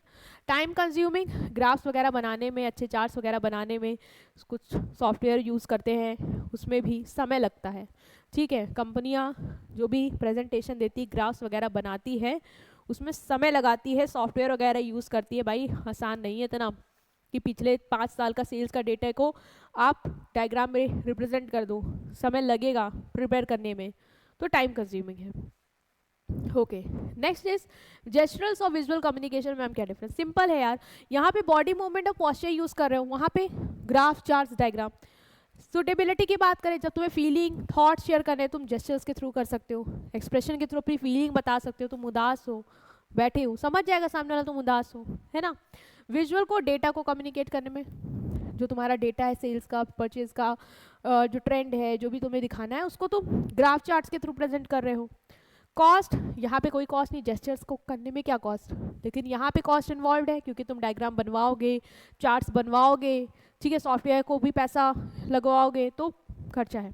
डेवलपमेंट की बात करें तो विजुअल कम्युनिकेशन से पहले आता है, पहले जेस्चरल कम्युनिकेशन था, बहुत टाइम से चला है, और विजुअल कम्युनिकेशन उसके बाद ही आए हैं, तो देखा जाए तो ये पहले आया है, उसके बाद आपका जेस्चरल कम्युनिकेशन आया है, ठीक, मतलब सॉरी, जेस्चरल कम्युनिकेशन पहले आया है, उसके बाद आपका विजुअल कम्युनिकेशन के ट्रेंड वगैरह की चार्ट्स, पाई डायग्राम, इन सब के थ्रू हमें डेटा शो करना है, वो आया है, ठीक है। ये इमेज आपको क्लियर है कितनी, ये आपकी बुक की इमेज है, ठीक है। तो अब हमें ना टाइप्स ऑफ कम्युनिकेशन समझने हैं, ये हमारा चैप्टर का टॉपिक है कि टाइप्स ऑफ कम्युनिकेशन क्या होते हैं। बेटा अलग अलग बेसिस पे है कि on the basis of area of operation, internal, external, मतलब ऑपरेशन कहाँ हो रहा है उसके बेसिस पे, ऑपरेशन मतलब डॉक्टर वाला ऑपरेशन नहीं, तुम्हारा जो बिजनेस का ऑपरेशन है, जो तुम्हारा वर्किंग है, उसके हिसाब से। On the basis of relationship, relationship कैसा है ऑर्गेनाइजेशन में लोगों का, फॉर्मेलिटी ज़्यादा होती है या इनफॉर्मल है, उसके हिसाब से 2 है। On the basis of direction, मतलब दिशा क्या है बातचीत की, उसके बेसिस पे एक हॉरिजॉन्टल है, एक वर्टिकल, और वर्टिकल के 3 पार्ट पढ़ोगे, अपवर्ड, डाउनवर्ड और डायगोनल, ये आपको समझना है, ये इंपॉर्टेंट है टाइप्स ऑफ कम्युनिकेशन, और टाइप्स ऑफ कम्युनिकेशन में एक एक टाइप और उसकी एडवांटेज डिसएडवांटेज कवर करनी है आपके सिलेबस में, ठीक है। तो सबसे पहले स्टार्ट करेंगे on the basis of area of operation, जिसमें आपके 2 आएंगे, that is internal and external communication. Okay, अब आप बिजनेस में आ जाओ, और बिजनेस में कम्युनिकेशन हम अगर ऑपरेशन की बात करें तो 2 लेवल पे होगी, या तो इंटरनल या तो एक्सटर्नल। मतलब मैम, मतलब बेटा जब कम्युनिकेशन बिजनेस के अंदर हो रहा है तो इंटरनल, और जब कम्युनिकेशन बिजनेस के बाहर हो रहा है तो एक्सटर्नल, सिंपल। कुछ था टफ इसमें? नहीं मैम, तो समझ में आ गया, आसान था। अंदर हो रहा तो इंटरनल, बाहर हो रहा तो एक्सटर्नल, सिंपल। बस यही है कि internal communication means the flow of information within the organisation. जब इंफॉर्मेशन का फ्लो ऑर्गेनाइजेशन के अंदर होगा, मतलब जो कम्युनिकेशन है उसे बोले फ्लो ऑफ इंफॉर्मेशन, वो ऑर्गेनाइजेशन के अंदर हो रहा है, उसे हम बोलेंगे आपका internal communication. It happens between employer, employee, employees and employees. किसके किसके बीच में होता है? एम्प्लॉयर और एम्प्लॉयज के बीच में, और एम्प्लॉयज और एम्प्लॉयज के बीच में। ऑफ कोर्स दो ही लोग हैं, तो एम्प्लॉय है तो एम्प्लॉयर है, एम्प्लॉयर एम्प्लॉय के बीच में होगा तो एम्प्लॉय एम्प्लॉय के बीच में होगा, तो of course they will be internal communication. Clear? It include messages that help in coordination, teamwork, daily work, smooth functioning organization. और internal communication basically हमें किस चीज़ में मदद करेगा मैम? ताकि हम डेली आपस में एक साथ काम कर पाएँ, टीम वर्क कर पाएँ, कोऑर्डिनेट कर पाएँ, स्मूथली ऑर्गेनाइजेशन के फंक्शंस को कर पाएँ, इसलिए ओके। तो अब हम बात करेंगे बेटा क्या एडवांटेजेस हैं आपके इंटरनल कम्युनिकेशन की। मतलब इंटरनल कम्युनिकेशन के क्या फ़ायदे हैं? अगर फ्लो ऑफ इंफॉर्मेशन ऑर्गेनाइजेशन के अंदर हो रहा है, मतलब एम्प्लॉयर एम्प्लॉय से बात कर रहा है, एम्प्लॉय एम्प्लॉय से बात कर रहे हैं, तो क्या फ़ायदा है इसका? मैम फायदा ही फायदा है। पहला है build mutual trust. Good internal communication increase trust among employees and improve relationship. जब एम्प्लॉयज में बात करेंगे तो आपस में संबंध अच्छा होगा, एक दूसरे पे भरोसा होगा कि वो मेरी सुनता है, मैं उसकी सुनता हूँ, तो टीम बन पाएगी, ये फ़ायदा है। दूसरा, ensure cooperation, coordination, team work. जब डिपार्टमेंट आपस में कनेक्ट रहेंगे, एक दूसरे से अपनी बात रखेंगे, एक दूसरे को अपनी चीज़ें कम्युनिकेट करेंगे, कोऑर्डिनेट करेंगे एक दूसरे के साथ, तो वर्क स्मूथ हो जाएगा और कम्युनिकेशन और कन्फ्यूजन भी रिड्यूस हो जाएगी। ठीक है, ओके स्टूडेंट्स, सो नेक्स्ट जो हमारे हैं वो आ रहे हैं आपके एडवांटेजेस ऑफ इंटरनल कम्युनिकेशन पे। ठीक है, इंटरनल कम्युनिकेशन के क्या एडवांटेजेस हैं, अब आओ उसको देखते हैं। तो सबसे पहले एडवांटेज जो आपकी है वो है build mutual trust. Mutual trust build होता है बेटा, एम्प्लॉय एम्प्लॉय से, एम्प्लॉयर एम्प्लॉय से, सब आपस में बात कर रहे हैं इंटरनली जो ऑर्गेनाइजेशन के अंदर है, तो क्या होगा? होगा ये कि सबका आपस में ट्रस्ट बढ़ेगा। भाई जिसको जो इन्फॉर्मेशन चाहिए सामने वाला पर्सन देता है, वो हमें सपोर्ट करता है, मुझे जब उससे बात करनी होती है वो मेरे लिए स्टैंड करता है, तो आपस में ट्रस्ट बढ़ेगा, आपस में एक बॉन्डिंग ग्रो होगी, है ना, रिलेशनशिप अच्छे होंगे। अगर ऑर्गेनाइजेशन में सब कोई किसी से बात ही नहीं कर पा रहा है तो क्या ये चीज़ पॉसिबल हो पाएगी? नो मैम, ये तो ज़रूरी है। ये आपके घर में भी है, अगर घर के फैमिली मेंबर आपस में एक दूसरे से इंटरेक्ट करते हैं, जिसको जब मोटिवेशन चाहिए तब मोटिवेशन देते हैं, जिसको जहाँ जिसके लिए ज़रूरत होती है वहाँ खड़े होते हैं, जहाँ जिसको समझाना है वहाँ समझाते हैं, तो अच्छे से होती है, रिलेशन बढ़ते हैं, इंप्रूव होते हैं कि नहीं होते? Yes ma'am. तो same goes with the company. दूसरा is ensure cooperation and coordination and team work. मतलब कि जब बेटा डिपार्टमेंट्स, अलग अलग डिपार्टमेंट ऑर्गेनाइजेशन में, मार्केटिंग वाले मार्केटिंग को देखते हैं, सेल्स वाले सेल्स का काम देखते हैं, परचेज वाले परचेज का काम देखते हैं, है ना। तो जब अलग अलग डिपार्टमेंट आपस में कम्युनिकेट करेंगे तो एक दूसरे से इन्फॉर्मेशन शेयर करेंगे, है ना, कि ये बताएगा सेल्स वाला कि इतने का ऑर्डर आया है, परचेज वाले रेडी रहो, परचेज वाले रेडी करेंगे, मार्केटिंग वाले परचेज वाले को बताएंगे कि इस तरीके से बनाना यार, जिससे मार्केटिंग में थोड़ी मदद मिल जाए। तो ये लोग आपस में कोऑर्डिनेट करेंगे, कोऑपरेट करेंगे और एक टीम की तरह काम कर पाएंगे, जिससे काम भी स्मूथली होगा और कोई कन्फ्यूजन नहीं रहेगी, क्योंकि सब लोग एक दूसरे से बात कर पा रहे हैं। दूसरा, can be both written and spoken. जो इंटरनल मैसेज है मैम, क्या वो सिर्फ हम लोग बोल के ही एक दूसरे से बातचीत कर सकते हैं?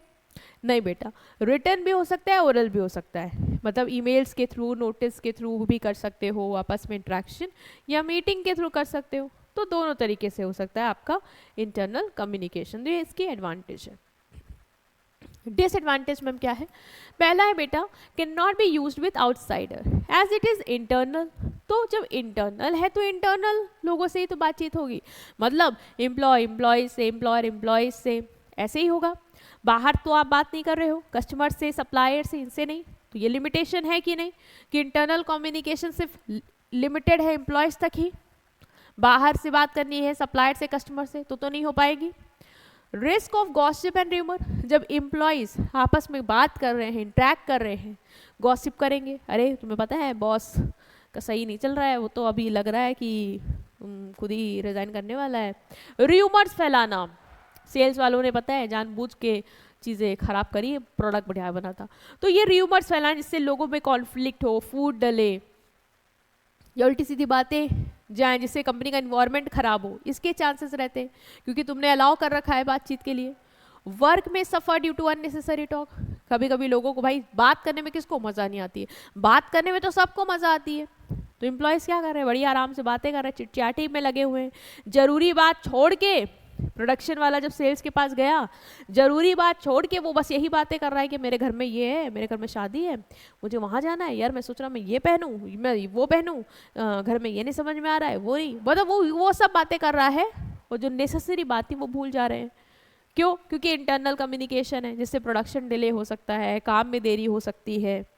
बेटा अगर इंटरनल कम्युनिकेशन का सही यूज नहीं करोगे तो ये सारी डिसएडवांटेजेस होंगी, है ना।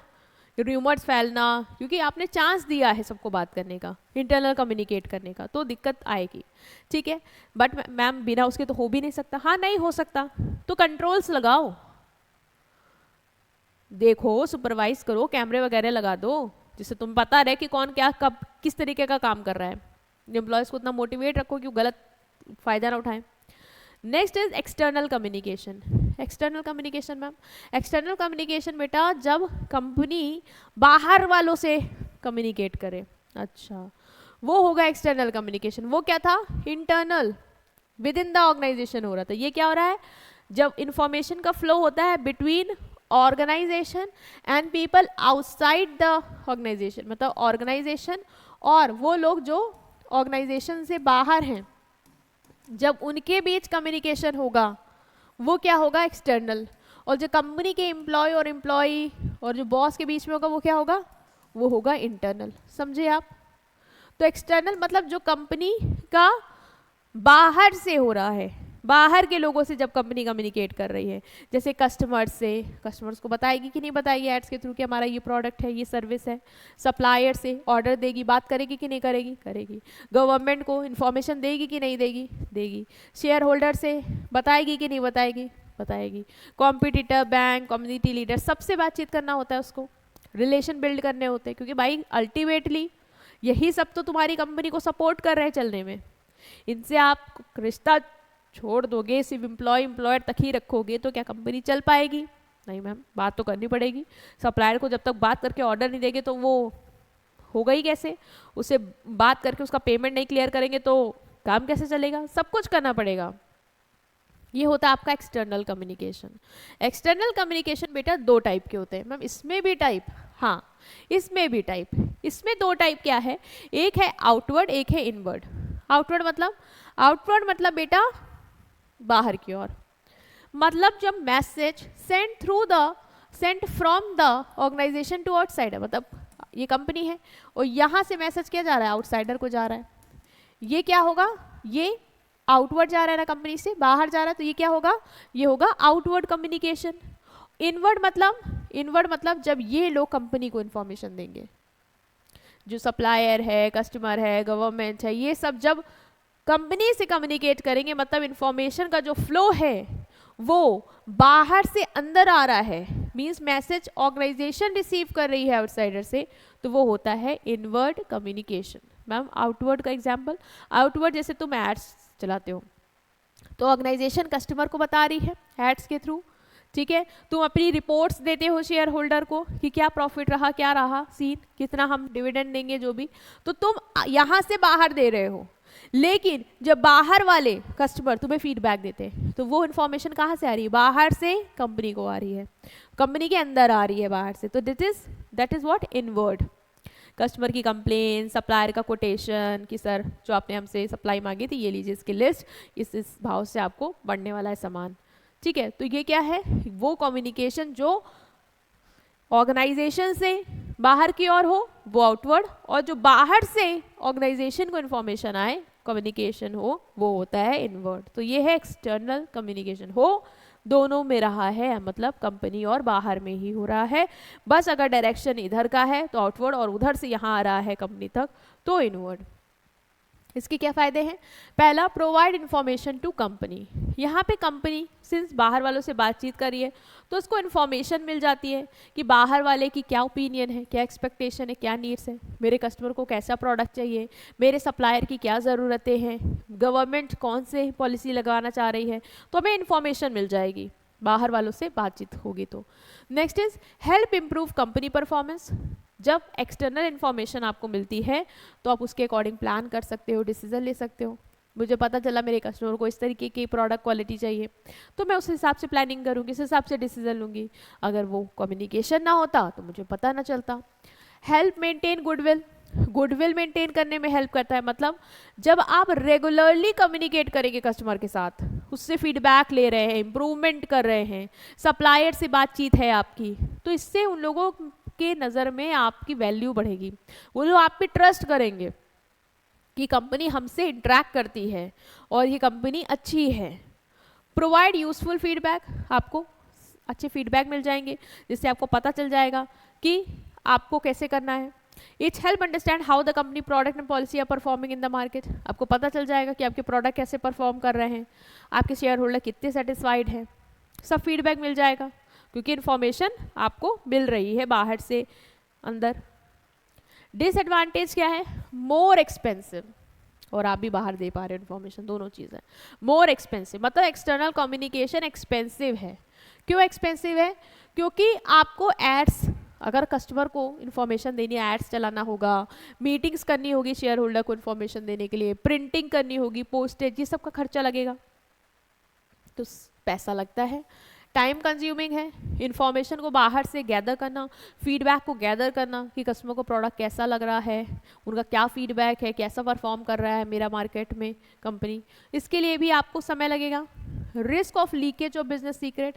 जब आप बाहर से बातचीत करते हो तो दिक्कत यही आती है कि डर रहता है कि कहीं कॉन्फिडेंशियल इन्फॉर्मेशन ना लीक हो जाए मिस्टेक से, कहीं हम गलती से कुछ ऐसी इन्फॉर्मेशन ना बता दें बाहर वालों को जो हमें नहीं बतानी चाहिए थी।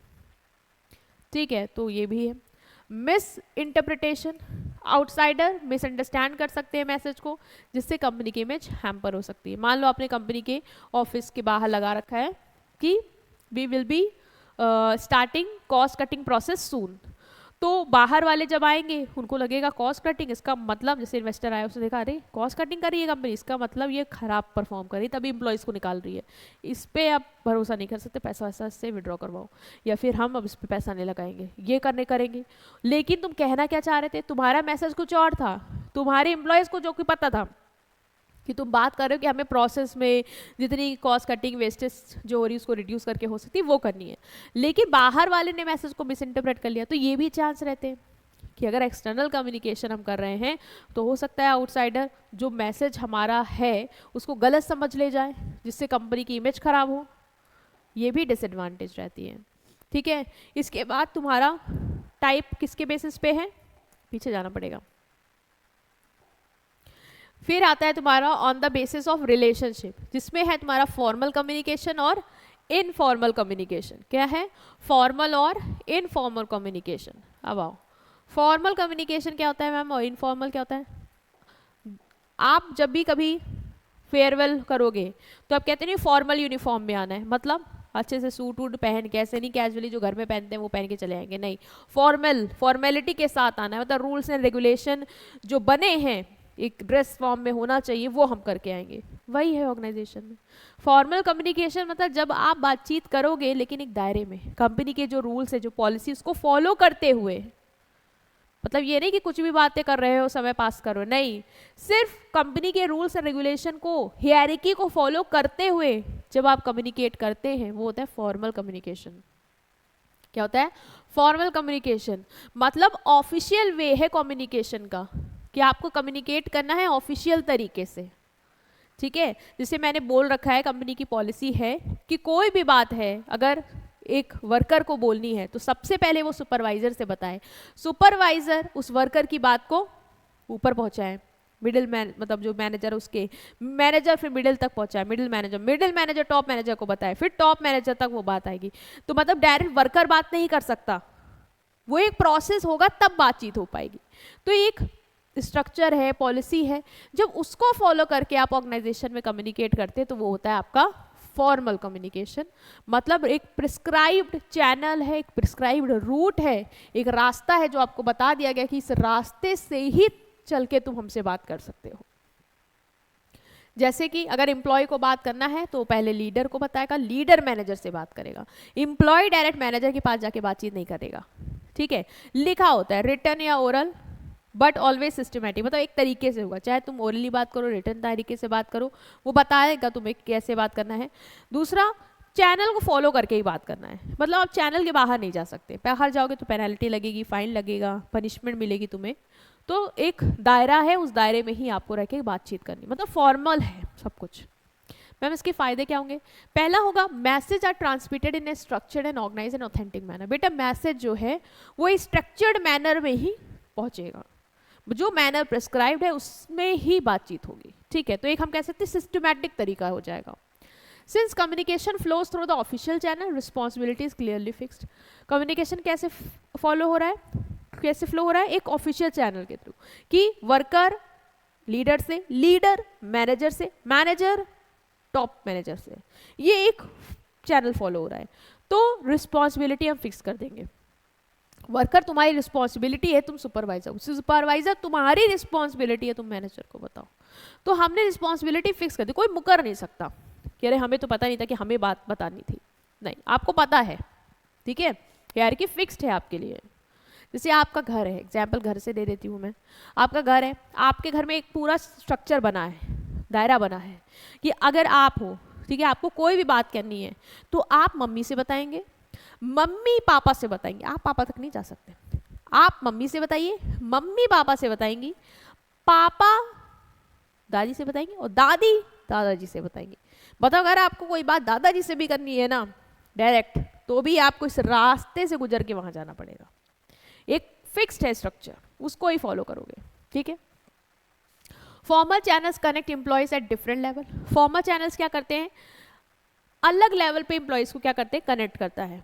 This improve cooperation among department, क्योंकि हमारे हर एम्प्लॉय क्या है, कनेक्टेड है, वर्कर लोअर लेवल वाला मिडिल वाले से बात कर रहा, मिडिल वाला टॉप से, तो लेवल कनेक्टेड है, जिससे कम्युनिकेशन आराम से फ्लो होगा, ठीक है।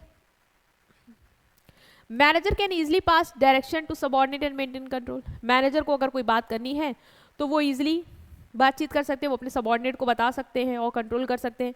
Because most formal communication is in writing, mostly जो फॉर्मल कम्युनिकेशन होता है वो रिटर्न ही फॉर्म में होता है। मतलब टॉप एग्जीक्यूटिव को अगर कुछ बताना है वर्कर्स के रिलेटेड नोटिस, तो वो रिटर्न फॉर्म में ही वहाँ से रिलीज करती है, वो नोटिस फिर नीचे जाएगी, फिर नीचे, फिर नीचे, फिर देन वर्कर तक आएगी।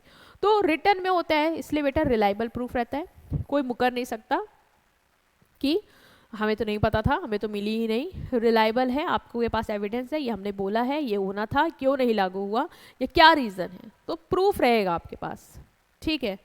ये भी इसका फायदा है।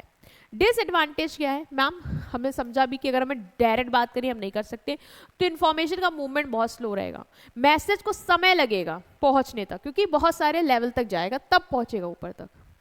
एक्सपेंसिव है, रिटर्न कम्युनिकेशन है मोस्टली, तो प्रिंटिंग का सबका कॉस्ट लगेगा, तो उस ख्याल में हाँ है। रिजिड और इनफ्लेक्सिबल, कोई भी फ्रीडम नहीं है कि आप हेयर की तोड़ के किसी से बात कर लो, रिजिड है एकदम, फ्रीडम नहीं है, प्रिस्क्राइब रूट ही फॉलो करना है। Filtering of information, as message pass through many level, some part may be change और हिडन। जैसे अगर ओरल में हो रहा है, ओरल कम्युनिकेशन हो रहा है, तो मैसेज पास हो रहा है एक लेवल से दूसरे लेवल से, हो सकता है बातचीत छुपा दी जाए। जैसे टॉप लेवल ने मान लो एक रूल बनाया कि अगर वर्कर को कोई भी अब छुट्टी लेनी है तो वो अपने सुपरवाइजर से नहीं बताएंगे, बल्कि हमारे जॉब पोर्टल में अपडेट कर देंगे। तो अब सुपरवाइजर को लगा अरे यार ये तो फिर मेरे रुतबे के खिलाफ आ जाएगा, मैं कैसे रुतबा झाड़ूंगा, कि अरे तुमको मुझसे पूछ के लेना, तो मेरा भौकाल कम हो जाएगा। तो उसने क्या कहा, उसने बोला हम ये बात बताएंगे नहीं नीचे वालों को, हम इन्फॉर्मेशन को हाइड कर देंगे या हम टाल मटोल कर देंगे। तो ये चांसेस रहते हैं कि फिल्टर हो जाए, ऊपर से आते आते कौन क्या बात बना दे और लास्ट तक क्या ही बात पहुंचे। पॉसिबिलिटी ऑफ डिस्टोरेशन, वही है कि कंटिन्यूस पास नहीं होती, बहुत लेवल से पास होता है, तो हो सकता है लोग गलती कर दे समझने में और फिर गलत इन्फॉर्मेशन पास कर दे, मिस्टेक्स के चांसेस होते हैं। अगर डायरेक्टली जिससे बात करनी हम उसको ही बता दें तो हो सकता है इतने लेवल से नहीं पास कराना है कि लोग गलत करके लास्ट तक पहुँचाएँ, जिस तक बहुत पहुँचनी थी वो गलत पहुँचे। हम डायरेक्टली से बात कर लेंगे, डायरेक्टली से ही बता देते है ना, तो डिसएडवांटेज। ओके, नेक्स्ट आता है कि फॉर्मल और वर्सेस इनफॉर्मल कम्युनिकेशन में क्या डिफरेंस है। आई थिंक दिख रहा है, क्या डिफरेंस है बेटा, तो पढ़ के आए हो। फॉर्मल कम्युनिकेशन क्या होता है? डेलिबरेटली स्ट्रक्चर्ड, मतलब एक प्रॉपर स्ट्रक्चर होता है, वो फॉलो करना होता है। और इनफॉर्मल कम्युनिकेशन स्पॉन्टेनियस होता है। स्पॉन्टेनियस मतलब ऑन द स्पॉट, अभी आप पढ़ोगे इनफॉर्मल कम्युनिकेशन। ओके, नेक्स्ट जो आ रहा है आपका वो आ रहा है इनफॉर्मल कम्युनिकेशन। ठीक है, फॉर्मल पढ़ लिया कि मतलब रूल्स रेगुलेशन स्ट्रक्चर को फॉलो करके करते हैं। इनफॉर्मल कम्युनिकेशन बेसिकली बेटा वो होता है जहाँ पे हम स्ट्रक्चर वगैरह कुछ नहीं फॉलो करते अपनी ऑर्गेनाइजेशन में, एवरीवन इज फ्री, वो कैसे भी किसी से बातचीत कर सकते हैं, मतलब कोई भी बंदिशें नहीं हैं। ठीक है, ये नेचुरल अनऑफिशियल कम्युनिकेशन है जो एम्प्लॉयज के बीच में होता है। It is not a planned, not written, does not follow any formal rules, मतलब कोई भी फॉर्मल रूल्स नहीं कि एक एम्प्लॉय को दूसरे एम्प्लॉय से बात करना है तो एक हायरार्की फॉलो करनी होगी तभी हो पाएगी, नहीं, आराम से फ्रीली वो एक दूसरे से बात कर सकते हैं, कोई भी रूल्स और रेगुलेशन फॉलो करने की ज़रूरत नहीं है। जैसे कि कैजुअल टॉक्स आप कभी देखते होंगे, लोग एम्प्लॉयज़ खड़े रहते हैं आराम से कैजुअली बात कर रहे होते हैं, हालचाल ले रहे होते हैं, वो उसके थ्रू हो सकता है इनफॉर्मल कम्युनिकेशन। र्यूमर्स के थ्रू हो सकता है, एक दूसरे से खड़े होकर इधर उधर की बातें फैला रहे हैं। Friendly chat, WhatsApp group, lunch break में जो एम्प्लॉयज़ आपस में बातचीत करते हैं, तो सब क्या है? इनफॉर्मल है, मतलब कोई रूल्स एंड रेगुलेशन फॉलो करके नहीं हो रहा है। बिना रूल्स एंड रेगुलेशन को फॉलो करे हम ऑर्गेनाइजेशन में जब कहते हैं फ्रीडम देते हैं अपने एम्प्लॉयज़ को कि वो बात कर सकते हैं, वो होता है इनफॉर्मल कम्युनिकेशन। ठीक है, तो सबसे पहला तो एडवांटेज ये है कि फास्ट ट्रांसमिशन है, मतलब इंफॉर्मेशन बहुत तेजी से फैलती है क्योंकि कोई रूल्स फॉर्मल स्टेप नहीं फॉलो करने कि अगर आपको कोई बात बतानी है तो आपको ये हायरार्की फॉलो करनी होगी, ऐसा तो कुछ नहीं है। तो बहुत जल्दी से इंफॉर्मेशन फैल जाती है, जिसको मिलनी है तुरंत मिल जाती है। वैल्यूबल फीडबैक, मैनेजर को एम्प्लॉय से ऑनेस्ट फीडबैक मिल सकता है इनफॉर्मल चैट्स के थ्रू, जैसे मैनेजर ने बोल रखा है एम्प्लॉय से कि you can freely talk to me, कोई भी फीडबैक हो आप दीजिए। तो ऐसा नहीं कि वो डरेंगे कि हायरार्की फॉलो करनी है, रूल्स है रेगुलेशन है, नहीं बात कर सकते, नहीं बता सकते, नहीं, दे आर फ्री। तो वो आराम से बता देंगे कि सर जो एम्प्लॉयज़ है वो डिमोटिवेटेड हो रहे हैं, उनको लग रहा है कि कहीं कॉस्ट कटिंग उनके थ्रू ना हो जाए, तो वो मैनेजर को पता चलेगा तो फिर वो मैनेज कर ले जाएगा।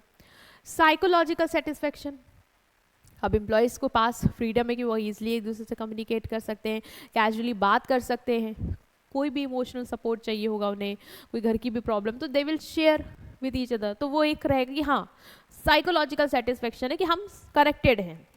Support formal communication, grapevine fill the gaps left by formal communication. अब फॉर्मल कम्युनिकेशन है, ऐसा नहीं कि ऑर्गेनाइजेशन में फॉर्मल कम्युनिकेशन डिलीट हो जाएगा, इनफॉर्मल ही होगा, अरे इनफॉर्मल फॉर्मल दोनों ही होगा, वो भी फॉलो करेंगे। बॉस से थोड़ी ना ऐसे खुल के आराम से फ्रीली बात कर लोगे, नहीं, लेकिन एम्प्लॉयज़ को फ्रीडम दिए है कि वो कुछ हद तक आपस में कैजुअल टॉक कर सकते हैं। इवन मैनेजर अगर उनको परमिशन देता है, they can freely communicate to them. ठीक है, तो इससे फ़ायदा ये होगा कि जो फॉर्मल कम्युनिकेशन का गैप है कि हम नहीं अलाउ कर रहे हैं एम्प्लॉयज़ को कि वो एक दूसरे से कैजुअल टॉक कर सकते हैं, वो फिलअप हो गया, हम अलाउ करेंगे इनफॉर्मल के थ्रू कि एम्प्लॉयज़ को कोई भी डाउट होता है तो वो एक दूसरे से बातचीत कर सकते हैं, उसके लिए कोई भी रुकावट नहीं है। ठीक है, डिसएडवांटेज क्या है? मिसअंडरस्टैंडिंग, सबसे बड़े डिसएडवांटेज। इन्फॉर्मेशन हो सकता है पूरी तरीके से खराब हो जाए, डिस्टॉर्ट हो जाए। डिस्टॉर्ट कैसे होगी मैम? क्योंकि जैसे कंपनी ने बोला, कंपनी ने मतलब ऐसा बोला नहीं है, लेकिन कंपनी के लोग बोले कि कंपनी ने बोला कि वो 20 लोग को फायर करेगी, ये र्यूमर था, लोग सिंस एम्प्लॉयज़ को इनफॉर्मली एक दूसरे से बात करना अलाउ है तो वो आराम से एक दूसरे को र्यूमर फैला रहे हैं कि 20 लोग को हटाने वाले, एक प्रेशर क्रिएट हो जाएगा, सब पे खराब हो जाएगा माहौल। लेस क्रेडिटेबिलिटी, हमेशा रिलाई नहीं कर सकते भाई, तुमको कोई अगर एम्प्लॉयर के बताएगा ये हो रहा तो हमेशा रिलाई नहीं कर सकते हो कि सही बता रहा होगा, क्योंकि मैसेज हिसाब से अपने हिसाब से वो फ्रेम आउट भी कर सकता है। डैमेज टू द ऑर्गेनाइजेशन, अगर फॉल्स र्यूमर क्रिएट हो गया क्योंकि तुमने अलाउ कर रखा है अपने एम्प्लॉयज़ को कि वो कैजुअल टॉक कर सकते हैं, एक दूसरे से इंटरेक्ट कर सकते हैं लंच ब्रेक पे, तो अगर उन्होंने कोई र्यूमर क्रिएट कर दिया जिससे कंपनी की इमेज हैम्पर हुई तो कंपनी को लॉस हो सकता है, होगा ही होगा। जैसे एम्प्लॉयज़ ने फैला दिया कि कंपनी फायर करेगी, अब लोगों के अंदर आ गया कि फायर करेगी, उससे पहले हम कहीं और जॉब ढूंढने लग जाए, अपना बेस्ट नहीं देते हैं, फिर कंपनी को नुकसान होगा उससे, ऑफ कोर्स होगा मैम। तो ये एक डिसएडवांटेज है। डिफरेंस क्या है? फॉर्मल भी पढ़ लिया आपने, इनफॉर्मल भी पढ़ लिया। क्या डिफरेंस है? फॉर्मल में हम पूरा स्ट्रक्चर बनाते हैं कि इस लेवल से बात होगी। इनफॉर्मल स्पॉन्टेनियस होता है, अनस्ट्रक्चर, कोई भी स्ट्रक्चर नहीं है, एम्प्लॉय दूसरे से इंटरेक्ट कर सकते हैं ऑन द स्पॉट, ब्रेक पे, कैजुअल ब्रेक पे, व्हाट्सएप ग्रुप पे, कोई ऐसा स्ट्रक्चर नहीं है। फ्लो यहाँ पे प्रिस्क्राइब होता है कि लोअर लेवल वाला मिडिल लेवल से, मिडिल लेवल वाला टॉप लेवल से, ऐसे फ्लो चलेगा। लेकिन यहाँ पे कोई चैनल प्रिस्क्राइब नहीं है। यहाँ पे अथॉरिटी ऑफिशियल चैनल, ये चैनल क्या है, ऑफिशियल है, जो बॉस है एम्प्लॉय है, एक रिलेशन, एक दायरा बना हुआ है। बट यहाँ पे अनऑफिशियल है। पर्पस ऑर्गेनाइजेशन के गोल्स को अचीव करना, यहाँ पे पर्सनल नीड, क्योंकि एम्प्लॉय के पास भाई फ्रीडम रहेगी, दूसरे बात करेंगे तो दे विल मेंटली सेटिस्फाइड।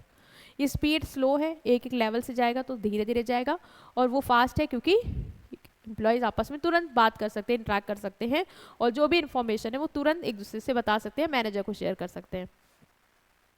ठीक है, नेक्स्ट बेसिस है एक्यूरेसी का। फॉर्मल आपको ही पता है एक्यूरेट होता है, रिटर्न में होता है मोस्टली, एक्यूरेट ऑथेंटिक होता है, ये र्यूमर्स वगैरह कंटेन कर सकता है। ये ओरल फॉर्म में, रिटर्न फॉर्म में दोनों हो सकता है, मोस्टली ये ओरल होता है क्योंकि र्यूमर्स वगैरह ओरल ही फैलेंगे। अगर रिटर्न में कोई र्यूमर फैला रहा है तो फिर तो वो गया।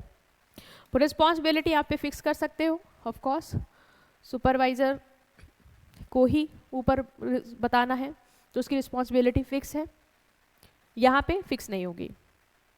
यहाँ पे वर्क रिलेटेड इन्फॉर्मेशन शेयर होती है, फॉर्मल है तो भैया ऑफ कोर्स काम की बातें होंगी, और इनफॉर्मल में आप पर्सनल रिलेटेड इन्फॉर्मेशन एक दूसरे से शेयर करते हैं। ठीक है, तो ये था on the basis of formality, informal and formal. उसके बाद आपका जो बेसिस आता है वो आता है on the basis of direction, कि किस दिशा में कम्युनिकेशन हो रहा है ऑर्गेनाइजेशन में, उस डायरेक्शन के बेसिस पे भी हम क्लासिफाई करते हैं। तो क्लासिफिकेशन आपके हैं, अच्छे खासे क्लासिफिकेशन है जो पेपर में आ सकते हैं, लेकिन ये वाला जो क्लासिफिकेशन है काफ़ी इंपॉर्टेंट है, on the basis of direction. तो on the basis of direction कैसे क्लासिफाई करेंगे ma'am? On the basis of direction बेटा हॉरिजॉन्टल होगा और वर्टिकल होगा। कितना होगा? हॉरिजॉन्टल होगा और वर्टिकल होगा। हॉरिजॉन्टल कम्युनिकेशन मतलब क्या? हॉरिजॉन्टल लाइन कैसे बनाते हो आप? ऐसे मैम। वर्टिकल कैसे बनाते हो? ऐसे। इसी लाइन से समझना। हॉरिजॉन्टल कम्युनिकेशन मतलब सेम लाइन पे कम्युनिकेशन हो रहा है, मतलब जो इन्फॉर्मेशन का फ्लो हो रहा है वो जिन लोगों के बीच में हो रहा है वो सब क्या है? सेम लेवल पे हैं, सेम लेवल पे हैं ऑफ अथॉरिटी और रैंक इन एन ऑर्गेनाइजेशन। मतलब जिन लोगों के बीच में कम्युनिकेशन हो रहा है वो सब लोग एक ही लेवल के, एक ही रैंक के हैं। मतलब कोई ऊंचा कोई नीची पोस्ट पे नहीं है, एक ही रैंक, एक ही लेवल के लोगों के बीच में जब कम्युनिकेशन होता है तो उसे बोलते हैं हॉरिजॉन्टल कम्युनिकेशन। मतलब सेल्स मैनेजर, प्रोडक्शन मैनेजर, ये भी मैनेजर है, ये भी मैनेजर है, दोनों के लेवल अथॉरिटी सेम है, मैनेजर की पोस्ट पे है, रैंक क्या है? मैनेजर की पोस्ट है, और इनके बीच में जब इंफॉर्मेशन फ्लो होगी तो वो क्या होगा? Horizontal communication. क्लास टीचर है, क्लास टीचर भी से सेम लेवल पे, ये क्या होगा? Horizontal communication. इससे क्या होगा? हर डिपार्टमेंट का मैनेजर से सेम लेवल के एम्प्लॉय, सेम लेवल एम्प्लॉय से बात कर रहे हैं तो they can share the information freely with each other, तो कोऑर्डिनेशन हो पाएगा। क्या एडवांटेज है? Improve cooperation and coordination. ये हेल्प करता है अलग अलग डिपार्टमेंट को एक साथ काम करें। भाई सारे डिपार्टमेंट के सारे लेवल के जो भी लोग एक दूसरे से बातचीत कर रहे हैं यहाँ पे, तो इन्फॉर्मेशन को शेयर करना, सेल्स मैनेजर प्रोडक्शन मैनेजर से बात करेगा, उसको इन्फॉर्मेशन देगा, प्रोडक्शन मैनेजर मार्केटिंग मैनेजर से बात कर सकता है, तो they can at the same level communicate with each other, तो एक दूसरे के साथ कोऑर्डिनेट कर पाएंगे। Solve problem quickly. एम्प्लॉय को कोई भी इशू है वो डायरेक्टली फिक्स कर लेगा हायर अथॉरिटी के पास जाए बिना। जैसे अगर प्रोडक्शन मैनेजर को कोई प्रॉब्लम आ रही है तो सेल्स मैनेजर से बातचीत कर सकता है, अपनी प्रॉब्लम सॉल्व कर सकता है, instead of going to the up level. वो अपने ही लेवल पे लोगों से बात करके चीज़ों को सॉल्व कर लेगा। Reduce misunderstanding. People working at the same level can clarify doubt instantly. जैसे आप हो, आप एक ऑफिस में काम कर रहे हो, आप भी एम्प्लॉय हो, आपके साथ का दोस्त भी एम्प्लॉय है, आपको कोई भी अगर मिसअंडरस्टैंडिंग हुई कि आप मुझे ये नहीं समझ में था डेडलाइन क्या है, वो आपको बता देगा कि डेडलाइन ये थी, तो आपका डाउट क्लियर हो जाएगा। Effective at lower level. There is no status barrier, so communication is open. कोई स्टेटस बैरियर नहीं है, आप सेम लेवल के हो, आप सेम लेवल के बातचीत कर रहे हो। ऐसा नहीं कि बॉस हो, कोई एम्प्लॉय है तो बातचीत करने में डर लगेगा, नहीं, सेम लेवल पे हो तो आराम से ओपनली बात करो। Encourage team work. जब आप सेम लेवल वाले एक दूसरे से बात करते हो, एम्प्लॉय सेम लेवल के हैं, वो एक दूसरे से इंटरेक्ट कर रहे हैं, तो एक दूसरे को फीडबैक देंगे, आइडिया शेयर करेंगे और एक टीम की तरह काम करेंगे, है ना। आप हो, आपके साथ के कलीग्स आपस में बातचीत कर पा रहे हो, एक दूसरे को मदद कर रहे हो, मिसअंडरस्टैंडिंग को सही कर रहे हो, ठीक है, एक दूसरे को सपोर्ट कर रहे हो, इन्फॉर्मेशन दे रहे हो, तो टीम बिल्ड कर पाओगे एक साथ। Yes ma'am. डिसएडवांटेज क्या है? Competition, reduce sharing. लेकिन मान लो अगर एम्प्लॉयज के बीच में, आपस में सेम लेवल वालों के बीच में कंपटीशन है कि मुझे प्रमोशन मिल जाए, ठीक है, तुम हो, तुम्हारे फ्रेंड हैं, सेम लेवल पे हो, सेम रैंक पे हो, लेकिन तुम लोग के अंदर कंपटीशन चल रहा है कि यार मुझे अच्छा करना, मेरा प्रमोशन हो जाए बस, तो तुम क्या अपने दोस्त को बताओगे इन्फॉर्मेशन जिससे उसकी परफॉर्मेंस अच्छी हो जाए? नहीं बताओगे, क्योंकि तुम्हें लगेगा कि तुम्हारा होना चाहिए। तो अगर सेम लेवल के लोग एक दूसरे से कॉम्पिटिट करेंगे तो वो इन्फॉर्मेशन शेयर करने से हेसिटेट करते हैं, तो ये डिसएडवांटेज है। कॉन्फ्लिक्ट और लैक ऑफ ट्रस्ट, कम्युनिकेशन तब डिफिकल्ट हो जाता है जब लोग एक दूसरे पे ट्रस्ट ही नहीं करते। तो एम्प्लॉय अगर अपने साथ वाले लोगों पे, सेम रैंक वाले लोगों पे यकीन नहीं करता है, ठीक है, तो अगर वो उसको कुछ भी बताएगा तो भरोसा ही नहीं करेगा, तो इस लेवल पे फिर कम्युनिकेशन तो फेल हो जाएगा क्योंकि आपको ट्रस्ट ही नहीं है। कैन क्रिएट डिसऑर्डर, अगर रूल्स ढीले हुए तो हो सकता है कि सेम लेवल वाले एम्प्लॉयज़ बात इंफॉर्मेशन की जगह अपनी अलग ही पर्सनल बातें करने लग जाएं, जिससे समय बर्बाद होगा और डिसिप्लिन खराब होगा। टाइम वेस्टिंग एक्टिविटी वही है, सम टाइम जब बहुत ज़्यादा डिस्कशन होने लगता है तो डिले होता है, अनप्रोडक्टिव होता है। मतलब सेल्स मैनेजर को प्रोडक्शन मैनेजर के साथ बात करनी है, मतलब अगर सेल्स मैनेजर अपने ऊपर वाले से पूछ लेता तो शायद प्रॉब्लम जल्दी सॉल्व हो जाती, वो डायरेक्ट डिसीजन देके बताता इसको, लेकिन ये प्रोडक्शन मैनेजर से अपना डिस्कस करने में लगे हुए हैं कि ऐसे होना चाहिए, वैसे होना चाहिए, ऐसे कर सकते हैं, वैसे कर सकते हैं, तो वहाँ पे वो समय बर्बाद कर रहे हैं, ठीक है, तो टाइम वेस्टिंग एक्टिविटीज़ में इन्वॉल्व हो सकते हैं। ओके, तो जब सेम लेवल वाले बात कर रहे थे तो वो क्या था, वो था हॉरिजॉन्टल कम्युनिकेशन। अब हम आएंगे वर्टिकल पे। वर्टिकल पे सेम लेवल नहीं है, देखो ऐसे है, मतलब आप यहाँ हो और एक यहाँ है, उसकी पोजीशन आपसे बड़ी और आप नीचे हो, तो ये होता है वर्टिकल कम्युनिकेशन। मतलब इंफॉर्मेशन का एक्सचेंज हो रहा है between different level of authority. Level of authority देखो डिफरेंट हो गई है, वहाँ पे सेम लेवल ऑफ अथॉरिटी थी, यहाँ पे डिफरेंट लेवल ऑफ अथॉरिटी है, मतलब किसी के पास पावर कुछ है, किसी के पास पावर कुछ है, ठीक है, कोई बॉस है तो कोई उसका एम्प्लॉय है, उसकी अथॉरिटी अलग है, उसकी अथॉरिटी बहुत हाई है और आपकी लो है। आप लोग जब बात करोगे तो वो होगा वर्टिकल कम्युनिकेशन। दो तरीके से हो सकता है, डाउनवर्ड और अपवर्ड। मतलब डाउनवर्ड मतलब जब बॉस एम्प्लॉय से बात करेगा, जब बॉस, ये बॉस है, जब ये एम्प्लॉय से बात करेगा तो ये डायरेक्शन क्या है, डाउनवर्ड। मैम क्यों बात करेगा, अरे ऑर्डर देगा, इंस्ट्रक्शन देगा, बताएगा कि ये करो, तो ऊपर वाला जब नीचे से बात करेगा, हाई लेवल वाला अथॉरिटी जब लोअर लेवल वाले से बात करेगा तो क्या होगा, डाउनवर्ड। अपवर्ड मतलब जब एम्प्लॉय बॉस से बात करेगा, जब एम्प्लॉय बॉस से बात करेगा, मतलब बॉस को कोई रिपोर्ट देनी है, फीडबैक देना है जो उसने मांगा था, तो ये होगा आपका अपवर्ड, ऊपर जाएगा, तो होगा अपवर्ड कम्युनिकेशन। तो वर्टिकल कम्युनिकेशन दो तरीके से, लेवल अथॉरिटी डिफरेंट के बीच में कम्युनिकेशन, ऊपर से नीचे मतलब बॉस एम्प्लॉय को देगा, डाउनवर्ड, एम्प्लॉय बॉस को कोई फीडबैक या रिपोर्ट सबमिट करेगा, बात करेगा उससे, तो अपवर्ड। तो दो तरीके के आपके वर्टिकल कम्युनिकेशन होते हैं। मैम इसके क्या एडवांटेज है, it help explain company rule and policy. जैसे मैनेजर है, मैनेजर क्या करेगा, एम्प्लॉय से बात कर सकता है, उसको कोई कंपनी के रूल्स बनाए, उसने कोई पॉलिसी में चेंज किया, बताना है एम्प्लॉयज को, बता लेगा with the help of vertical communication. Training and development become easy, manager को ट्रेनिंग देनी है एम्प्लॉय से, तो भाई नीचे वालों से बात करनी पड़ेगी, तो बात करने के लिए हमें वर्टिकल कम्युनिकेशन का ही मदद लेना पड़ेगा, तो उसमें हेल्प हो जाएगी। कीप एम्प्लॉय इन्फॉर्म, एम्प्लॉय को अपडेट्स चाहिए कि उनकी कैसी परफॉर्मेंस है, अचीवमेंट है, तो वो जानना चाहेंगे, तो वो भी वर्टिकल कम्युनिकेशन के थ्रू हो पाएगी। मैनेजर एम्प्लॉयज़ को उनकी इन्फॉर्मेशन की अपडेट दे पाएंगे इसके थ्रू, क्योंकि डिफरेंट लेवल अथॉरिटी में बात हो रही है ना, इस वजह से। Provide valuable feedback to management, अब मैनेजमेंट को कोई रिपोर्ट चाहिए तो लोअर लेवल वाले मैनेजमेंट को बात पहुंचा सकते हैं वर्टिकल कम्युनिकेशन के थ्रू, फायदा है। Help employee express emotion, employee को कोई दिक्कत है, कंप्लेन करनी है, स्ट्रेस शेयर करना है अपने बॉस से, तो वो with the help of vertical communication, और वर्टिकल का कौन सा, employee to boss, upward communication, upward vertical communication की मदद से वो बात कर ले जाएगा, ठीक है। तो ये है फायदा। जैसे हॉरिजॉन्टल का एग्जांपल हो, घर में तुम भाई बहन सेम लेवल पे जब बातचीत कर रहे हो, वो क्या है, हॉरिजॉन्टल, एक दूसरे को सपोर्ट करोगे, टीम वर्क होगा, ये सब। अगर तुम अपने बॉस, तुम्हारी मम्मी मान लो तुम्हारी बॉस है, और तुम हो एम्प्लॉय, तुम हो एम्प्लॉय मतलब तुम उनके बच्चे हो, तुम्हारी अथॉरिटी अलग, उनकी अथॉरिटी, उनके पास बहुत पावर है, तुम वहाँ नहीं पहुँच सकते, तो तुम लोग जब बात करोगे, तुम उनसे बात करोगे, वो तुमको कुछ इंस्ट्रक्शन देंगे, तो वो क्या होगा, वर्टिकल होगा। क्लियर हुआ माइंड में? इसके क्या एडवांटेजेस है मैम? इसके क्या एडवांटेजेस तो हमने पढ़ लिए।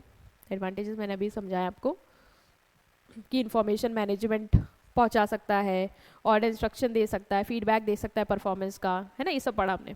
डिसएडवांटेज पे आओ, slow and time consuming. Message जो है ना वो अथॉरिटी टू अथॉरिटी जाएगा, मतलब ऐसा नहीं कि बेटा डायरेक्ट बॉस तक ही आप पहुंच जाओगे। तो एम्प्लॉय का बॉस जैसे वर्कर है, वर्कर का बॉस है सुपीरियर, सुपरवाइजर, सुपरवाइजर का बॉस है मैनेजर, मैनेजर का बॉस है टॉप मैनेजर। तो ऐसे ऐसे इन्फॉर्मेशन जाएगी, समय लगेगा। अब ऐसे ऐसे जाएगी तो मैम वो वाला भी तो होगा पॉइंट, इन्फॉर्मेशन लेवल पे पास होती है, जैसे आपने बताया था हायरार्की फॉलो कर रहे थे फॉर्मल में, उसी तरीके से इसमें भी हायरार्की फॉलो कर रहे हैं। हाँ, तो इन्फॉर्मेशन के बदलने के चांसेस रहेंगे कि मैसेज कोई उल्टा ही कुछ बताया है, वो रहेगा, ये भी एक डिसएडवांटेज है। Employee fear communicating openly, employees को भाई हेसिटेशन होती है अपने बॉस से खुल के बात करने में, बताने पे ये प्रॉब्लम है, क्योंकि उनको लगता है यार पोजीशन अलग है, कल को कहीं निकाल ही ना दे, गुस्सा आ जाए तो ये डिसएडवांटेज है। Big status gap create problem, अगर गैप जो है टॉप लेवल और लोअर लेवल एम्प्लॉय में वो बहुत ज़्यादा है, मतलब बहुत अथॉरिटी बिल्ड करके रखी टॉप वाले ने कि हम तक आप नहीं पहुंच सकते, आप कुछ नहीं है, तो फिर कम्युनिकेशन अनकंफर्टेबल हो जाएगा। भाई इतना गैप है हमारे आपके बीच में कि हम आपसे कैसे बात कर पाएंगे कंफर्टेबली, नहीं कर पाएंगे, हमारे लिए अनकंफर्टेबल होगा। और बॉस में इग्नोर एम्प्लॉय, बॉस तो सुपीरियर है भाई, और सुपीरियर अगर पेशेंटली सुनेगा तो समझेगा, लेकिन अगर सुपीरियर के अंदर पेशेंस नहीं है तो वो एम्प्लॉय से कहेगा ऐसा हमें ना बताओ, नहीं समझ में आ रहा, छोड़ दो, ठीक है। तो वहाँ पे ये कम्युनिकेशन फेल हो जाएगा, मतलब ही नहीं रहेगा अगर वो बॉस उसकी कोई अहमियत नहीं समझता है। तो डिफरेंस क्या है, सिंपल है।